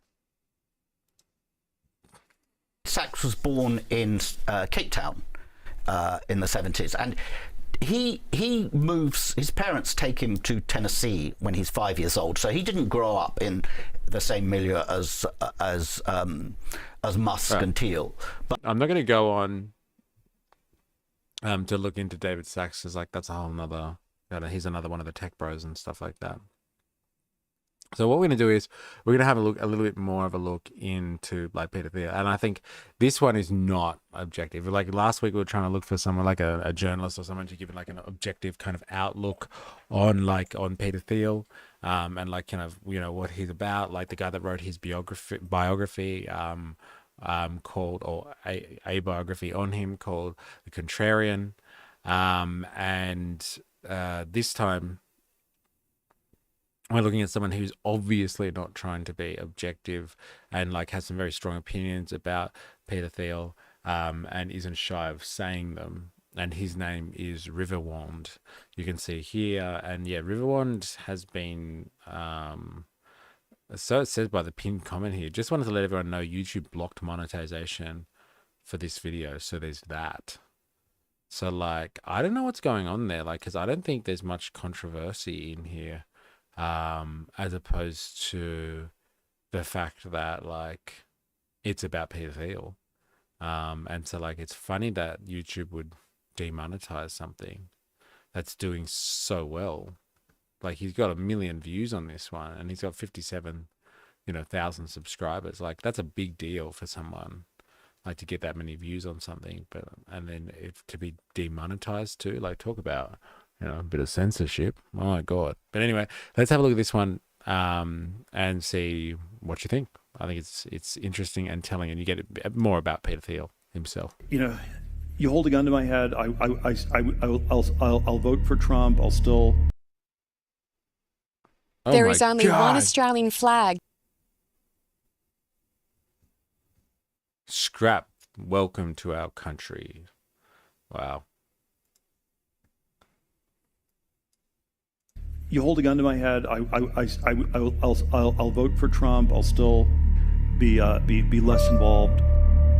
In this video, we will talk about how Peter Thiel, a psychopath, God complex freak, has impacted our entire country, helping win the presidential election, and is even affecting the entire world. Every movie villain has a backstory. In real life, the villains more often than not have a road paved by gold, while slave labor builds their entire net worth brick by brick. Of course, they take credit for every single achievement. They spend their actual time to fight any pushback in the system to make sure no lowly peasants reaches their level of success. To be a sick individual, it's gotta start early, and for Peter Thiel, it does. He was born in Germany and then moved to Ohio, and everything bad comes out of Ohio, except my savior LeBron James, of course. His corruptness started when his engineering father, Klaus, moved them to apartheid South Africa. So I've been editing this video, and as I've been doing more research about Klaus, his father, I've come to realize that he's from the Nazi Party. He moved because the Nazis lost the war, and he was a Nazi. A large amount of Nazis moved to South Africa after the war, so much so that German was the second most spoken language in the region they were in. Which, as you could guess, he was not moving to South Africa to be oppressed, but to do the oppressing and make money off of slavery. There's another rich freak out there who learned how to oppress folks from South Africa, and sadly, we all know him. Elon Musk, the king of failing upwards, who we will talk about later in this video, because the dynamic of their relationship is really weird. More on that later. Peter Thiel is white, so he went to private schools in South Africa that were whites only, and we'll see how he feels about black people later in his career. His father in South Africa got into government contracts and started mining uranium. And by him mining, I mean he was using slavery of the African people to mine these materials for the South African, Israeli, French, and Chinese government to build atomic bombs. And I'd say at such a young age, this is probably how Peter Thiel became demented, because the Africans that were working had no clue they were even building a uranium mine. The magic of uranium stems from its property of radioactivity. It is this same property. So the risk of radiation, yeah, they were never even told about them. There's quotes from that time period that said the workers were dying like flies, and the people that were running the entire operation knew. It was so bad that the white folks that would pay these workers would do it behind glass so they didn't get any radiation poisoning. Of radon and its daughters is in. That's pretty scary, isn't it? The first car crash was in Ohio. What a fact. But that's pretty scary. Like, you know, that like the workers, like the people that were paying the workers would do it behind a glass screen because they didn't want to interact with them. They didn't want to touch the workers at this uranium mine. And this is the type of family setting that like Peter Thiel is coming up. Like this guy's made the claim that his dad was actually a Nazi, like, and like fled from Nazi Germany, and came, or his grandfather came to South Africa deliberately to be with other Nazis and stuff like that, as they left Germany. So, like, you know, like here we go. This section of the bourgeoisie that is now in control of the White House. Ladies and gentlemen, boys and girls of all ages, we are looking at people that have direct roots to Nazi Germany. Okay, like they've grown up in places where like those values really meant something. Okay, like I've said multiple times, I'm not against like the idea that people can have life-changing moments and all that sort of stuff, but like, you know, their theories on things hasn't really changed too much. Like this guy hangs out with Curtis Yarvin on the weekend, and Curtis Yarvin, you know, likes the monarchy and thinks democracy sucks. And we've heard what Curtis Yarvin says about, like, you know, making comments about like multiculturalism and black people and stuff like that. It's not nice stuff that these guys are talking about. They're very ethnocentric, if you know what I'm saying. Many radon daughters are retained in the lungs, where their decay and release of alpha particles can damage living tissue. The hazard is, therefore... Speaking of poisoning his workers, there's a famous quote that is, "You can even see apartheid from space," because when looking at apartheid South Africa, the workers' homes were always near the radiation, while the rich white folks' homes would be built on the mountains so no radiation would get blown into their neighborhoods. And obviously they did this because they were just poor labor class and their lives meant nothing to them. So his father was your usual scum taking advantage of the apartheid system and slavery. Would you be surprised if I told you the apple does not fall far from the tree? Eventually, Peter and his family moved to California to run a gold mine. He spent the rest of his time growing up in California, and because Peter got private education, he was very smart and always did well in school. In college, he ended up at Stanford, but because he wasn't socializing much, the boy was awkward and he had no social skills. You better believe if he was growing up today, he would be in the conservative pipeline quoting Fresh and Fit and Andrew Tate. Just like any other social skill lacking rich white guy, he joined the College of Republicans. His classmates from that time were asked, "At GYG, we only serve 100% free-range chicken. We marinate." They only do it. It's true. It's chicken, all right. Come on, hurry up.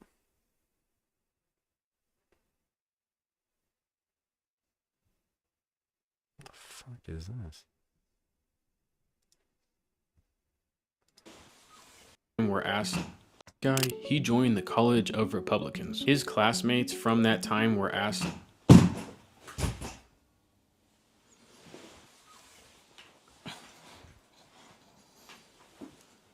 my light fell off the wall. A quick thank you to our sponsor, which is me, because I barely have any subscribers. But if you find this video interesting, please like and subscribe so one day I can make that video. His classmates later on in life were asked what they remember about I'm gonna start doing that in videos. Just be like, and I'd like to thank today's sponsors, me.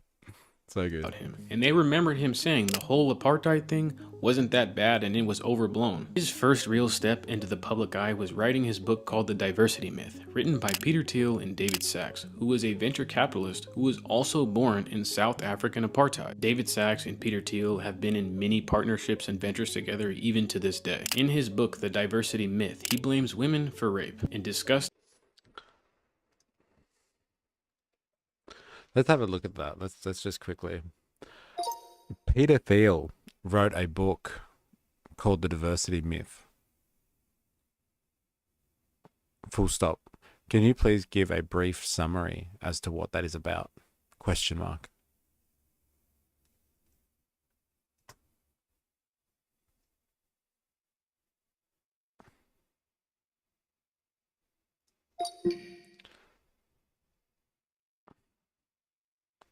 It's a book co-authored by Peter Thiel and David Sachs, published in 1995. The book critiques what the authors saw as the rise of political correctness and multiculturalism. Claimed that the push for diversity was not just about inclusion, but about enforcing particular political and cultural worldview. Campus policies aimed at promoting tolerance often stifled open debate, especially on topics like race, gender, and sexuality. Multiculturalism, in their view, promoted division over unity, emphasizing group identity at the expense of individual thought or academic rigor. In 2016, amid controversy over Thiel's role in supporting Donald Trump in his past writing, a spokesman said Thiel no longer stood by everything in the book, particularly passages dealing with sexual assault and identity politics, though no formal retraction has ever been issued.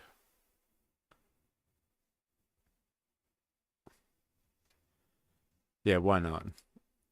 Can you give me an example of a provocative quote from the book?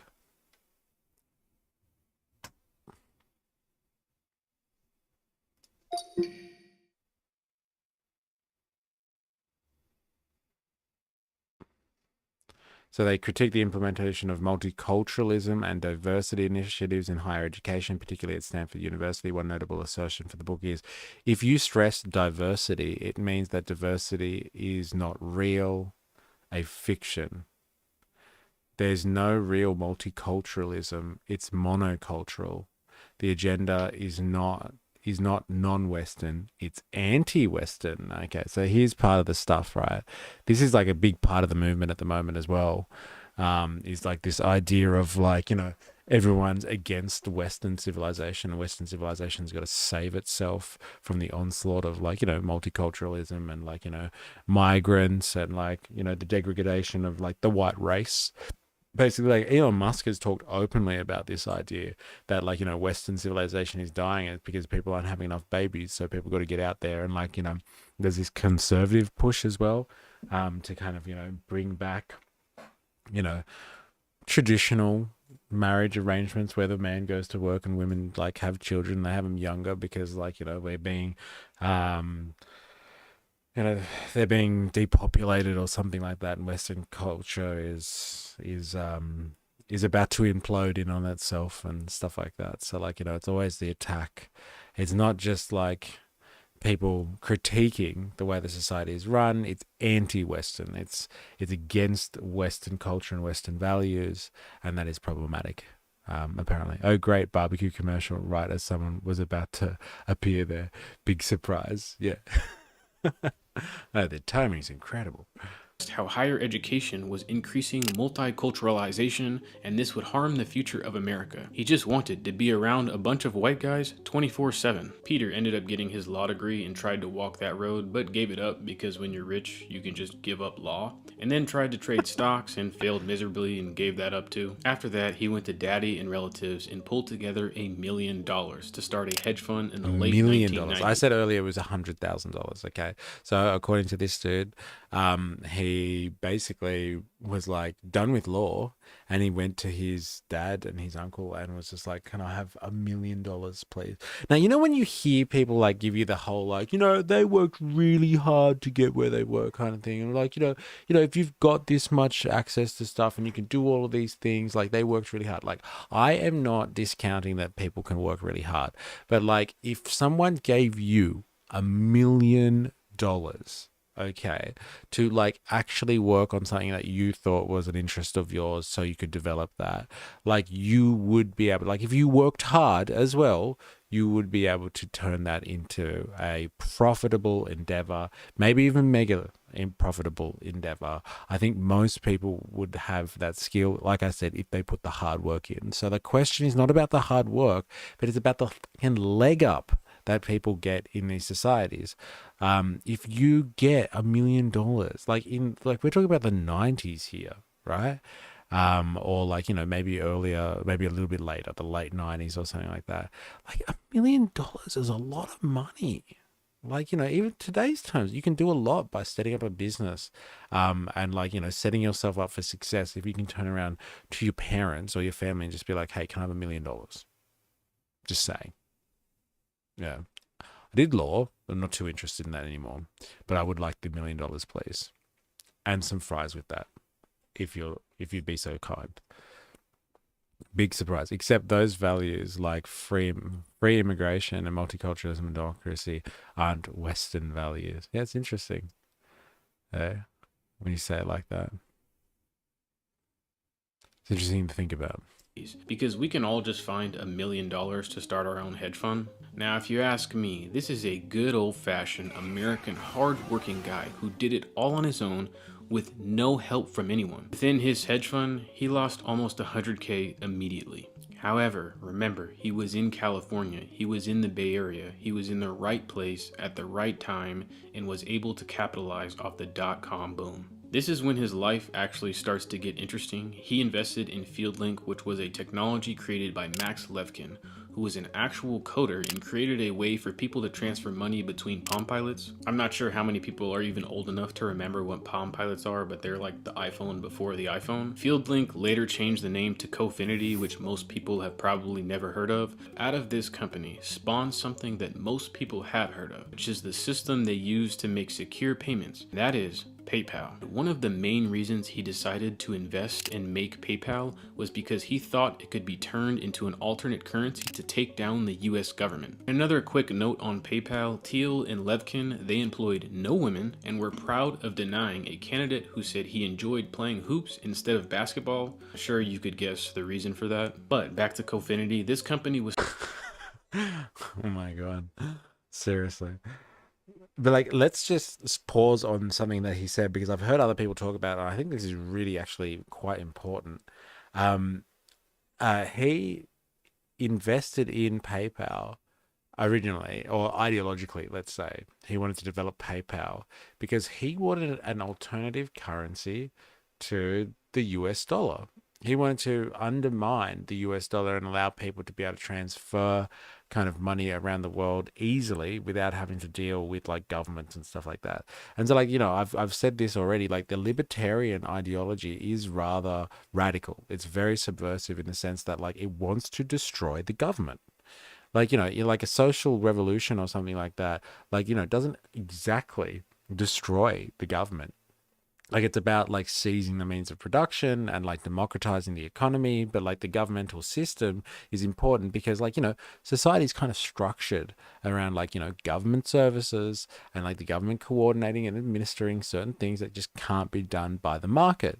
But like the libertarian view is like, no, the market should do everything and like the government is only there to regulate and hinder the market. It's an attack on our liberties and our rights as sovereign individuals, and we should destroy the government, like just to dismantle the government. That's what libertarians are all about. And so like his ideological underpinning behind wanting to create something like PayPal was to like undercut the nation state, was to undercut the government. So like this is his ideological, like his ideology here. It's just like, hey, don't mind a little bit of apartheid, if you know what I mean, a little bit of social segregation. Don't mind, I don't know, shitting on things like diversity and stuff like that. They're not too fun either. We can't really have, women and minorities and stuff like that making the calls on campus. It really should be like the good old days, bit of a boys' club, and everyone else should just know their place kind of thing. And like we should have the government not controlling anything to do with the market, regulating anything, and that includes the actual medium of exchange, money itself. So he was more than happy to invest in something that literally worked to undermine, like, the sovereignty of the nation state.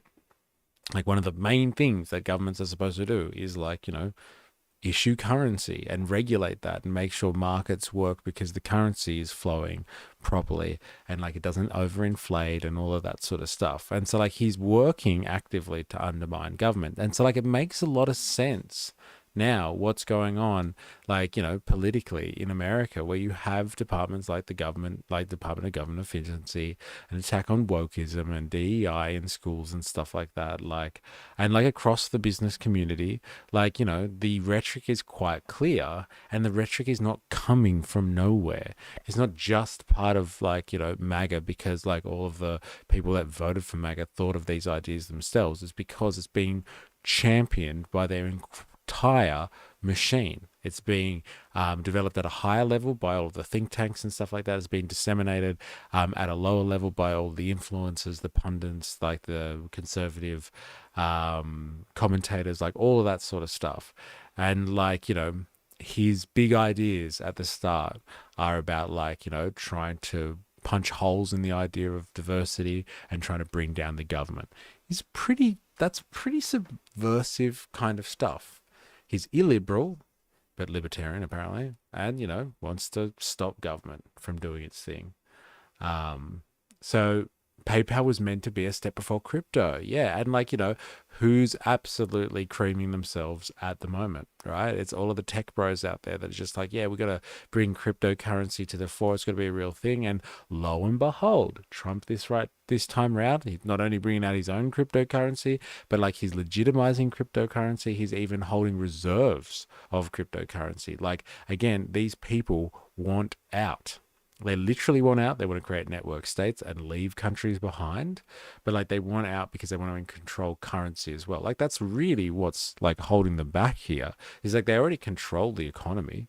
They already control large swathes of like the entire business sector because they coordinate everything through their technologies, their Internet of Things technologies. And like now they want to control money too. And like they have the infrastructure to do it, these tech bros. They have the clusters, the supercomputers, the server farms, the cloud capital, whatever you want to call it. They have the ability to make cryptocurrencies happen. It's them. And it's like the old world that needs to be weaned off, normal currencies or traditional currencies to make way for the cryptos and stuff like that. Hence, libertarianism is a form of anarchism. Yes, it is. But like, these guys aren't real libertarians, I would say, either. Because like, we all know that Peter Thiel, and Palantir and other interests that he have that are all for big government contracts. And especially the ones that are associated with like, defense and like the secret services and stuff. Because like, those budgets go unchecked by the public, by public scrutiny, if you know what I mean. Like, if it's in the name of national security, you can squeeze a lot more money out of the system because like, who really knows what's going on there? It's all classified kind of thing. So like, yes, on one hand, very libertarian and anarchistic when it comes to the free market and anti-regulation and all that sort of stuff. But on the other hand, it says like, we need big government. to control the people and to like continue to print money for us and our mega corporations. Was still only able to make payments between Palm Pilots, but literally in the building next door was the company X. Yes, there was a company named X, and you can probably tell where this is going. Company X was trying to do the exact same thing except across all phones. That company was ran by none other than Elon Musk. And this is where their relationship begins. Musk and Thiel decided to partner up to bring this technology to all devices. Even back then, Elon Musk was a madman. He had aspirations to make PayPal so big that no one could stop them, and they did this by paying people to sign up for PayPal. We're paying people to sign up for their product. Eventually, their user base became massive, with most of their payments coming from porn and gambling. They decided to shift into taking a small percentage of every payment that went through their app. Banks and other partners were not happy about this. Elon's idea actually worked. The company had grown so much that they became untouchable. Their partners in the banks just had to accept it. Elon Musk partnering up with Peter Thiel ended up having its own risks. Thiel and his rich, backstabbing snake board members of PayPal, which they called themselves the PayPal Mafia, decided to boot Elon Musk when he was on vacation with his first wife. Back then, Elon called it a coup, and he would later say in an interview he was so furious that he had thoughts of assassination. But of course, Elon has no spine, so eventually he came back to Thiel and said, "I'm sorry, Daddy, for being rude," which was the smartest thing he could do.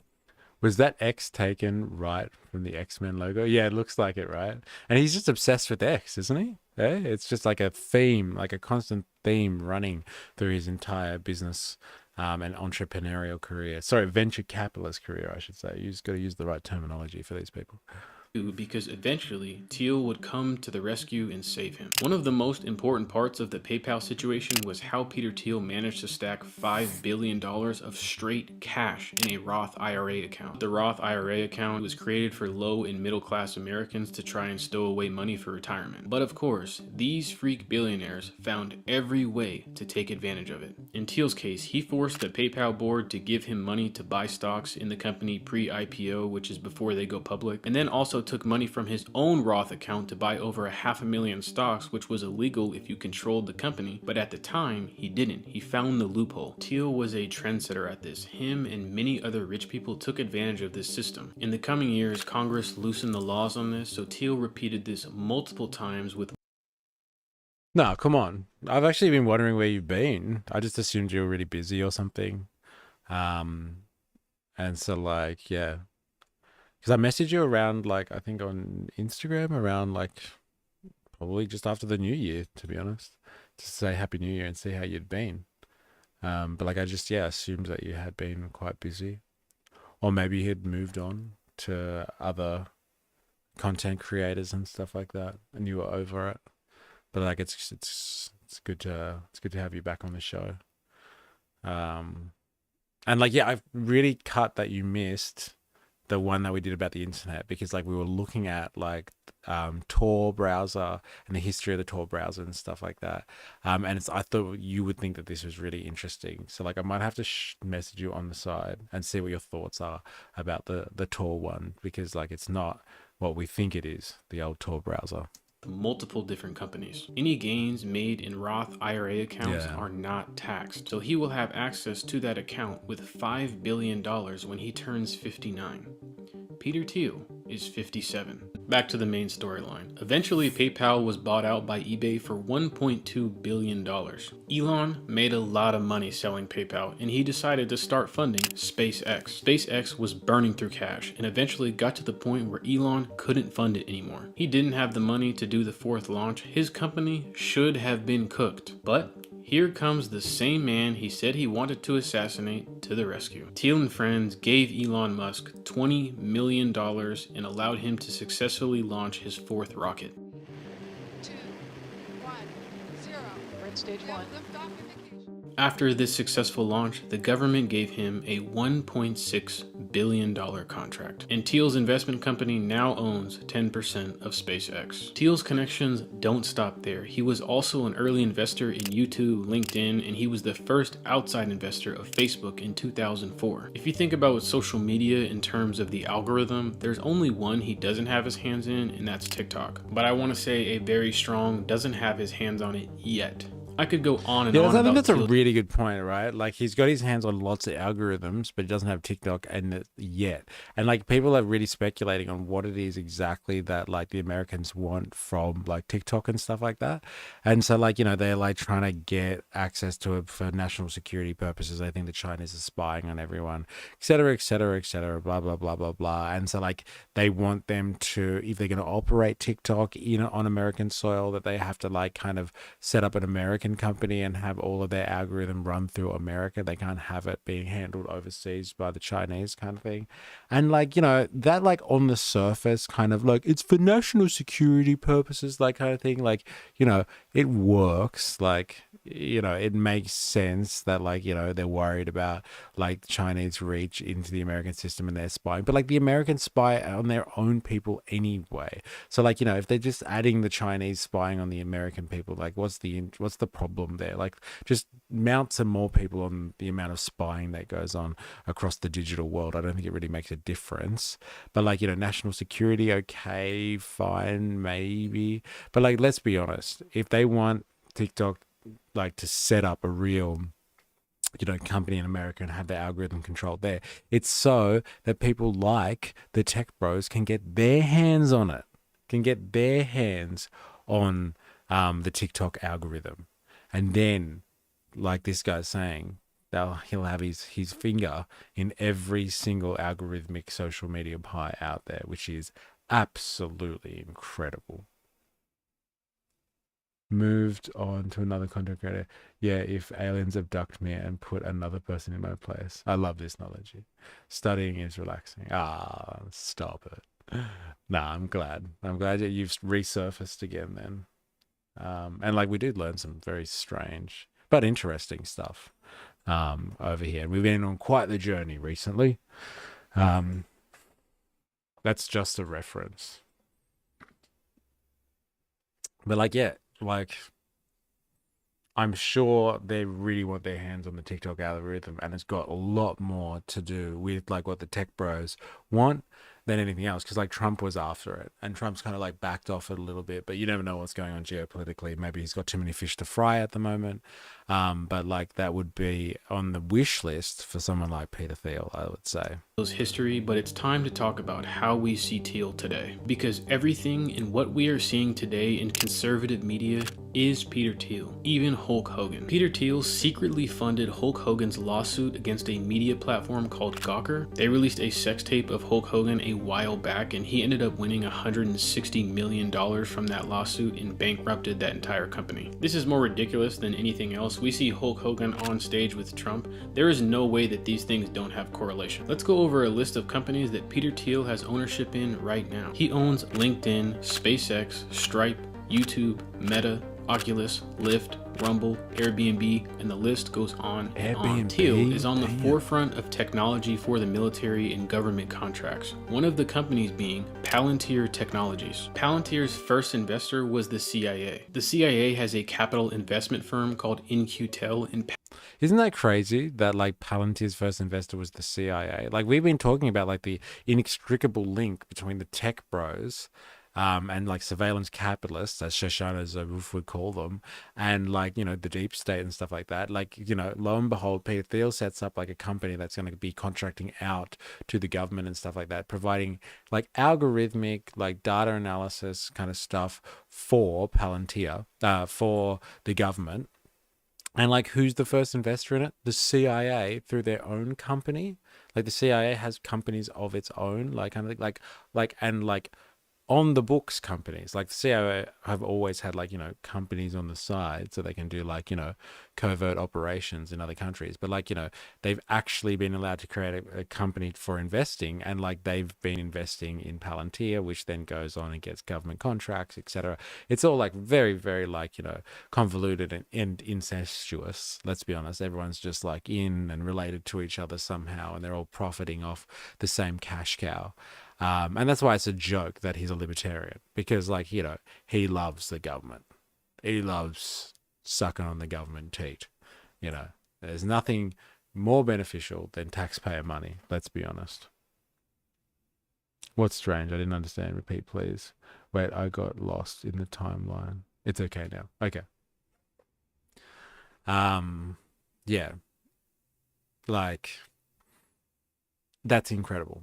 It's the CIA that's investing in Palantir. And like Palantir, like basically gets, like one of its operations anyway, it gets information from like the army, basically like defense information or military information about military operations and stuff that they're doing, and like just trawls through reams and reams of data from operations and whatever's going on in the military, and then provides like recommendations like to the army and stuff like that. So it's like massive data analyst kind of stuff. They're crunching heaps and heaps of data for the military and then selling the information like back to the military, or that's part of their contract and stuff, which is, it's crazy. They're integrating AI, and like they're using the same systems across the world, like with various nations and countries as well. Like it's not just happening in America, but like, secretly funded or first invested in by the CIA.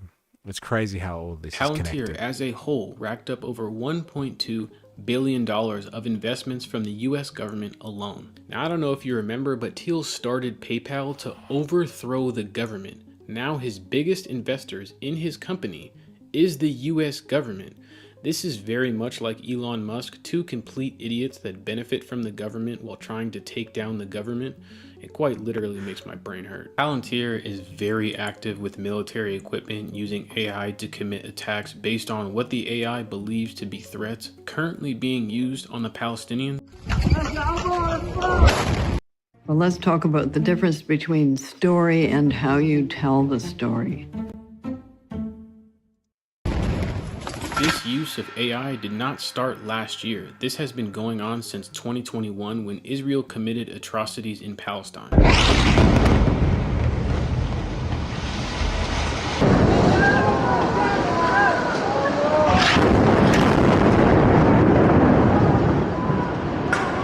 And back in 2021, Israel said that the use of this technology could be considered the first AI war. AI needs an insane amount of information and data to fuel itself, and there's no need to guess how Israel has gotten the data on Palestinians. Whistleblowers have come out saying that the NSA had provided Israel with raw data on phone records and emails from Palestinian Americans that would be in contact with their relatives in occupied territories. The NSA stated they are providing unfiltered texts and scripts of conversations that US citizens are having with their relatives directly to Israel. And this abuse of power is how they were able to target Palestinians. The company is now saying it's currently developing an even more powerful... This is why his video got shut, like demonetized. Probably is. Because he's talking about YouTube and stuff like that. It's disgusting. It's crazy, isn't it? Like, how do you pinpoint Palestinians? Oh, it's just like, well, there's plenty of Palestinian Americans having chats with their family overseas, so we'll use that information to help pinpoint them. We'll feed that into our AI systems, and then that AI will tell us where to strike next. This is the first AI war. This is historic stuff here. Like, this is the first time, like, this is like akin to the first time, like, the British or someone like that developed the, like, a machine gun and started using that to help colonize the world, like, kind of thing. Like, unless you have this technology, you fall prey to this technology, and then you will be completely dominated by everyone forever on from there. So, like, once AI starts making the decisions in warfare, like, unless you have your own AI, you are at a serious disadvantage. And like, you can also use it as a great excuse to, oop, sorry, didn't mean to hit those civilians. This AI got it wrong. Naughty AI. naughty AI, don't do that again, kind of thing. And then you can justify like, indiscriminate killing and like war crimes, basically, because like, oh, the machine was off, but it won't happen again, I swear. AI targeting system. According to Palantir, Titan is a next-generation intelligence, surveillance, and reconnaissance ground station enabled by artificial intelligence. It has machine learning to process data received from space, high-altitude, aerial, and terrestrial layers. Knowing that SpaceX owns Starlink, which is Elon's satellite company, and a quick reminder, Thiel also owns a part of that, it would make sense how he has the capability to do all these things, and most likely under Trump with Elon's power, he's going to have zero restrictions on whatever he wants to do. Thiel is not just at the forefront of war overseas, but the leader in facial recognition in America. He was one of the early investors in Clearview AI in 2017. The tech world was worried that this technology would be used for weaponization of people on American soil, and sadly, they were correct. Thiel has used AI facial recognition under Trump's first presidency to assist ICE to find immigrants. They used information from Palantir to find and target unaccompanied migrant children to abduct them from their families. And this is exactly how we saw kids ending up in cages. The mass deportation that Trump has talked about will be on the back of Thiel's technology. And this time, there will be no one in power to stop him. And the reason why is because the people in power he put there. He has been involved in politics since 2007, although not successful early on, funding candidates like Ron Paul for president who failed, and then tried funding Meg Whitman for governor of California who also failed. He failed again in 2012, setting up a YouTube channel for Mitt Romney when he was running for president, and that time he spent $3.3 million in ads. Finally, Thiel found success in 2016 during Trump's campaign. Thiel was a prominent figure and speaker tokenizing himself of being a proud gay man in the Republican Party. I'm sure the conservative men that were crashing the Grindr apps were also feeling very inspired to speak their truths. This is where the success really begins. His power within politics would skyrocket. He has now funded Ted Budd, Senator of Washington, D.C., Ted Cruz, Senator of Texas, Blake Masters, Senator of Arizona, Eric Schmidt, Senator of Missouri. He has funded these House of Representative numbers: Tom Cole, Mike Gallagher, Harriet Hagman, Brian Harrison, Joe Kent, Kevin McCarthy, Chris Stewart, Michael Waltz, Patrick Witt. One of the most important ones is Vice President J.D. Vance. J.D. Vance without Peter Thiel is just some big-head, chubby-faced, misogynistic nerd living in Ohio, but with Thiel's help, he rose to riches. J.D. Vance. What is it with these memes about J.D. Vance? Like, who put me onto this was Wings of Cheese. He was like the first one to show me like this sort of stuff with J.D. Vance, and like I can't stop seeing it. It's fucking everywhere now. It's like people Photoshop J.D. Vance and just making him look ridiculously weird. And like it's really effective because like he has got a bit of a weird vibe about him and stuff like that. But like this stuff is just like it's next level. It's hilarious. To getting involved in politics, decided to open a venture capitalist firm. Can you guess who gave the seed money to start it? It was none other than our boy Peter Thiel. After that, Vance decided to run for Senate in Ohio. Thiel gave his super PAC $15 million. The most ever in a senator race. Thiel is directly connected to J.D. Vance receiving the nominee to become vice president. And this is where it gets a little weird. In 2024, Thiel says he is taking a step back from politics and won't be donating to Trump's campaign because all of a sudden, he thinks money won't help win this election. And this is just what I believe. He decided to not invest his money publicly because he is investing his money in the background, funding right-wing influencers, podcasts, and journalists, and even building an entire university. Co-founder of Palantir, Joe Lonsdale, created Texas University as a non-woke alternative college and has raised some $200 million to teach forbidden courses by people like Mark Andreessen. Thiel also gives scholarships and is an active donor to this college. Thiel also has an insane amount of connections to the people that Trump is bringing in to run different parts of the government. For example, Trump has chosen Jim O'Neill to work alongside Robert F. Kennedy for the Department of Human and Health Services.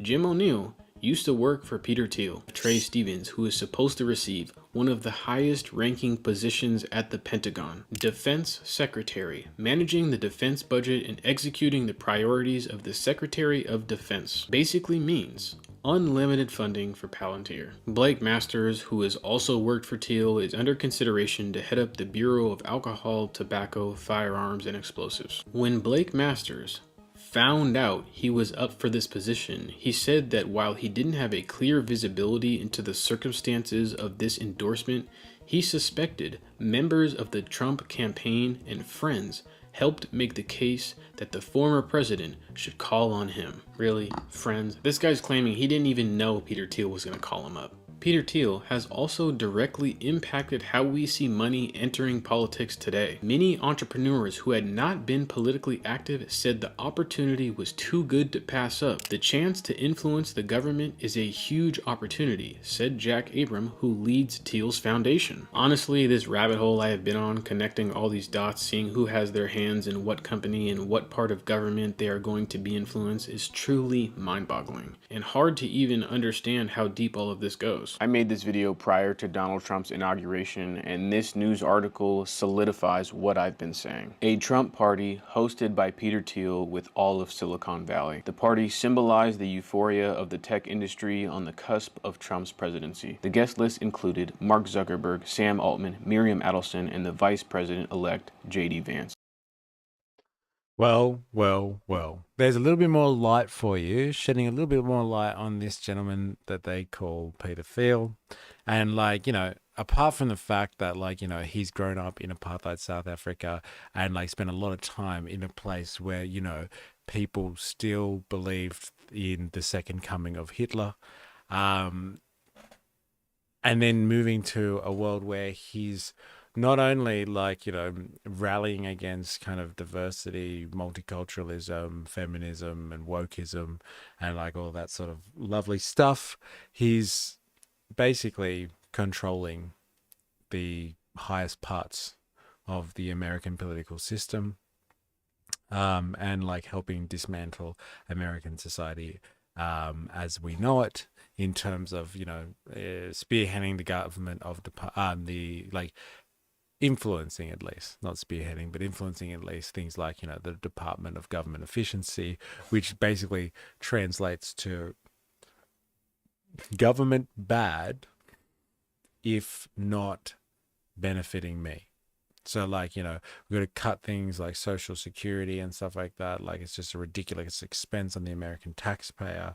But like, you know, when it comes to defense spending, well, that's another story, like kind of thing. And like we got to keep that up and like, you know, invest in Starlink and SpaceX and all that sort of stuff, because, you know, that's where, you know, Americans really need a hand up right now. It's not with their weekly bills and the cost of living. They need a hand up to get closer to the moon and like low Earth orbit. That's where Americans really want to be. So like this is the influence and like the character, which is Peter Thiel. So we are going to continue looking at an investigation of the tech bourgeoisie. So tomorrow we will be continuing on Twitch. So if you are interested, please come on over to Twitch to continue. I will put up the link to Twitch like in the chat now. So like you have it on you, so you don't have to search for it later. So go on over. Oh wait, that's not right. Thank you, Forias. Thanks for coming along. So like, yeah, go on over and like follow on Twitch just in case you've lost it. And you're new here and you want to know what we're doing tomorrow, come over to Twitch and we'll continue our investigation into the tech bourgeoisie. But this has been incredibly eye-opening and it speaks a lot. And like, you know, you really start to see the grander picture now when you know what these people are up to and like what it is they're thinking and like how they what type of world they're interested in creating, let's just say. So like go over and join us on Twitch tomorrow, same time, so 11 Australian Eastern Standard Time, but over on Twitch. And like just a big thank you to everyone that's interacted today. Wings of Cheese, really good to have you. Jag was in for a little bit. Ollie Atlas, Honey32, welcome back. It's good to have you 4 hours Ollie Atlas. I think I've already mentioned you too. But yeah, thank everyone for your interactions. Hope you enjoyed today's stream. I thought it was absolutely eye-opening, and like it speaks volumes to what's really going on out there, let's be honest. And yeah, I will see you all tomorrow with another stream. Until next time, please remember, I am, you are, we are a mystery. See you tomorrow.